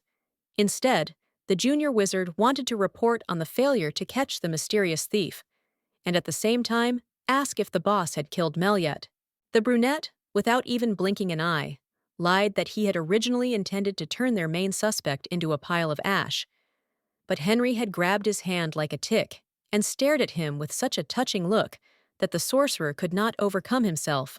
Rasmus commented with a dejected look on how lucky Babiloa was that even their young prodigy, suspicious of even his own shadow, was enchanted by her. But wait, wasn't she a witch who was pulling the wool over everyone's eyes? The supreme sorcerer said that this was nonsense, and the protagonist's true secret, oddly enough, is that she is simply a very kind and sincere person. Children instinctively feel this, and therefore are drawn to her. To say that the younger sorcerer was shocked would be like saying that the ocean was a little wet. For Isaac, so detached and cold-blooded, to suddenly talk about someone like that, it clearly had to be love. Naturally, the man himself did not want to develop this topic, and therefore, with an unambiguous threat, he ordered Rasmus to shut up. Otherwise, look, he found a fashion for the boss to talk instead of catching the thief. Weren't they in cahoots? The younger sorcerer immediately backed down, but found enough courage in himself to mention one more, rather strange thing. Why did the unknown criminal steal not a cup of mana, but some useless artifacts? No matter how much he thought about it, he couldn't come up with a logical explanation. It would be the same as if an ordinary burglar broke into a rich man's house and stole worn-out and holy socks from the closet, ignoring the money and jewelry. When Isaac asked, not without irony, whether Rasmus considered the unknown villain an idiot just because he could not understand his motives, the offended servant grumbled that the crime really did seem senseless. And as for the stolen necklace, for some reason it was impossible to track its location using magic. This made the supreme sorcerer think seriously. He still did not consider Maldanika Babiloa to be the culprit of what happened, but he could not help but admit that the further he went, the stranger this mystery became. When, having thought all this over, the first magician asked the second if he had ever seen a person in whose body two forces flowed simultaneously, from dragons and demons, Rasmus immediately answered that no. He did not have the gift of sensing the hidden talents of those around him. Then Isaac apologized for forgetfulness and allowed to fully concentrate on another task, incubating the dragon egg, and ordered to make every possible effort to this, because it depends only on the dragon whether it will be possible to find and punish the thief. This also made the dark-skinned brunette remember the legendary dragon curse of Maldanika, and he decided to find out more about it, and did not even pay attention to how his subordinate secretly ate the candy sent by Carrot. At least mentally, the man couldn't help but admit that he was indeed behaving very unusually. This was the first time in Isaac's life that he had thought for so long about a person other than, perhaps, himself. Meanwhile, Rasmus had finished sucking on the candy, and he was simply beside himself with delight. The simple sweetness actually turned out to be incredibly tasty, like divine ambrosia. And then he almost screamed in horror when he noticed how much his voice had changed, and the Archmage rolled his eyes in irritation, like, this is just a simple joke spell.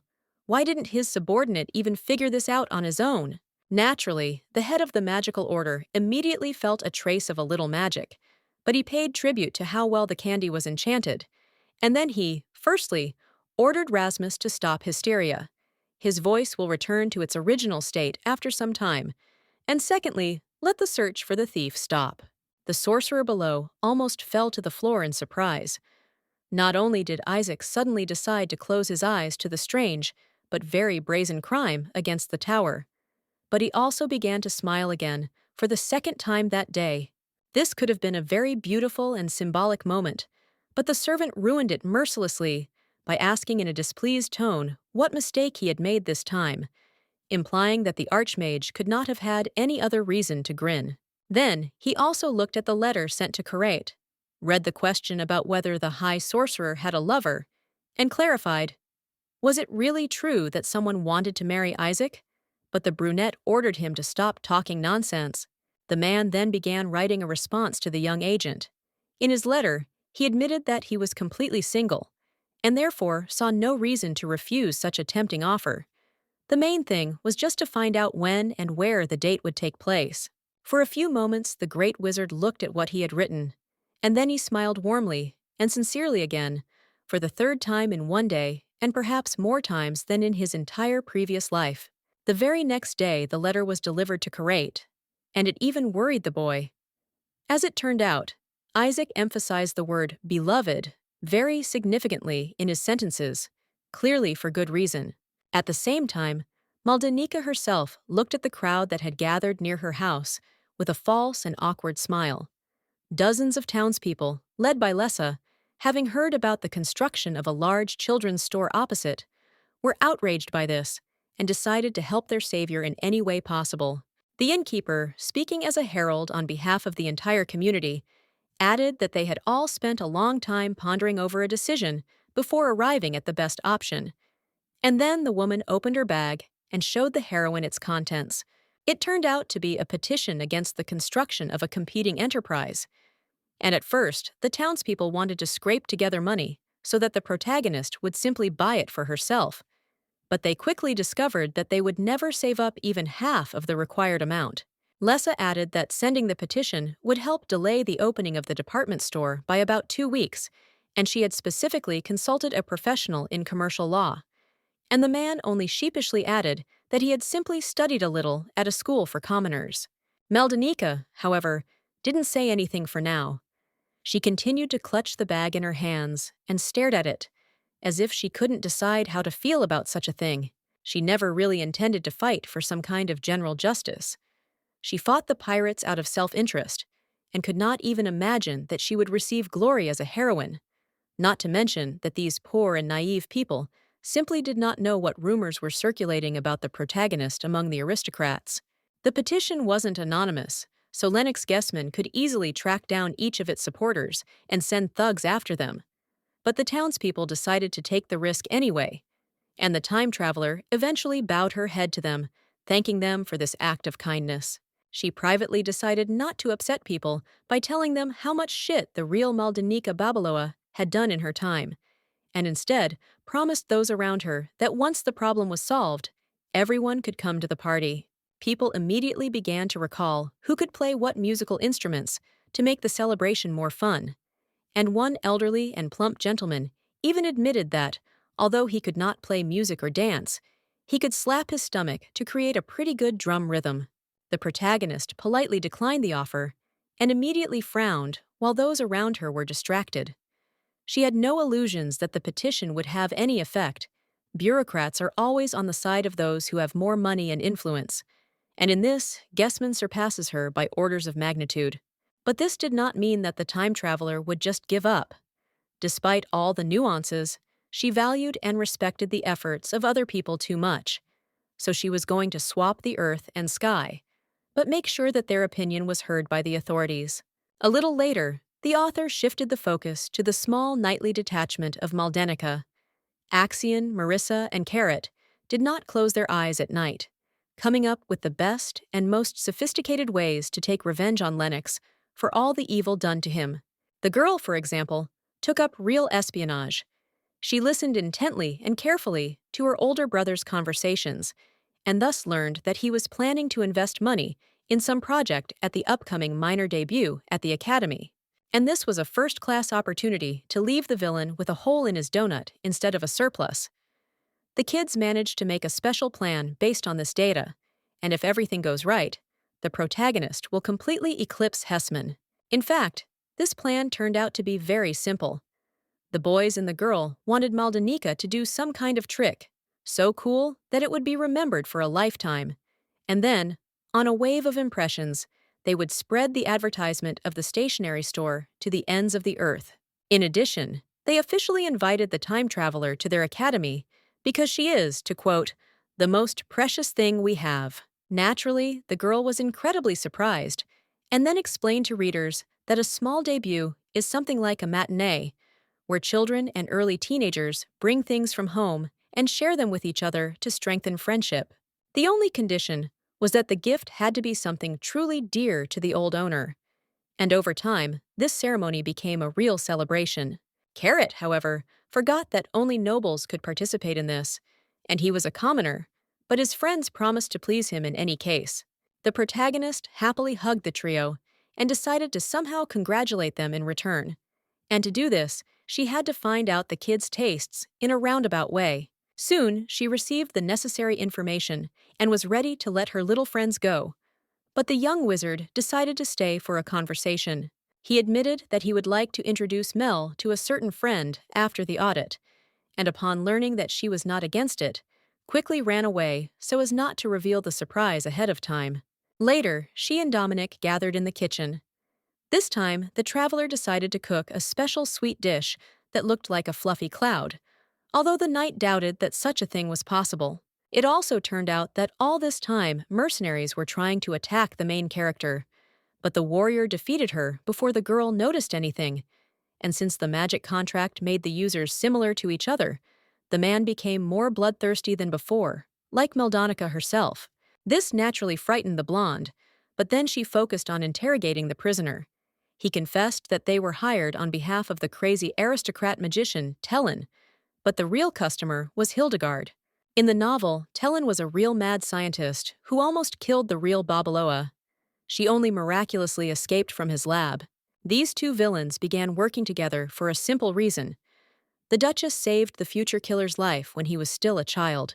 It was this bastard who kidnapped children, which attracted the attention of the Tower of Magicians, and the protagonist quickly decided that it was better to get rid of such a bastard as quickly as possible. She knew for sure that Tellin would infiltrate the academy during his debut with some kind of weapon to assert himself, and this would be a great chance to kill him.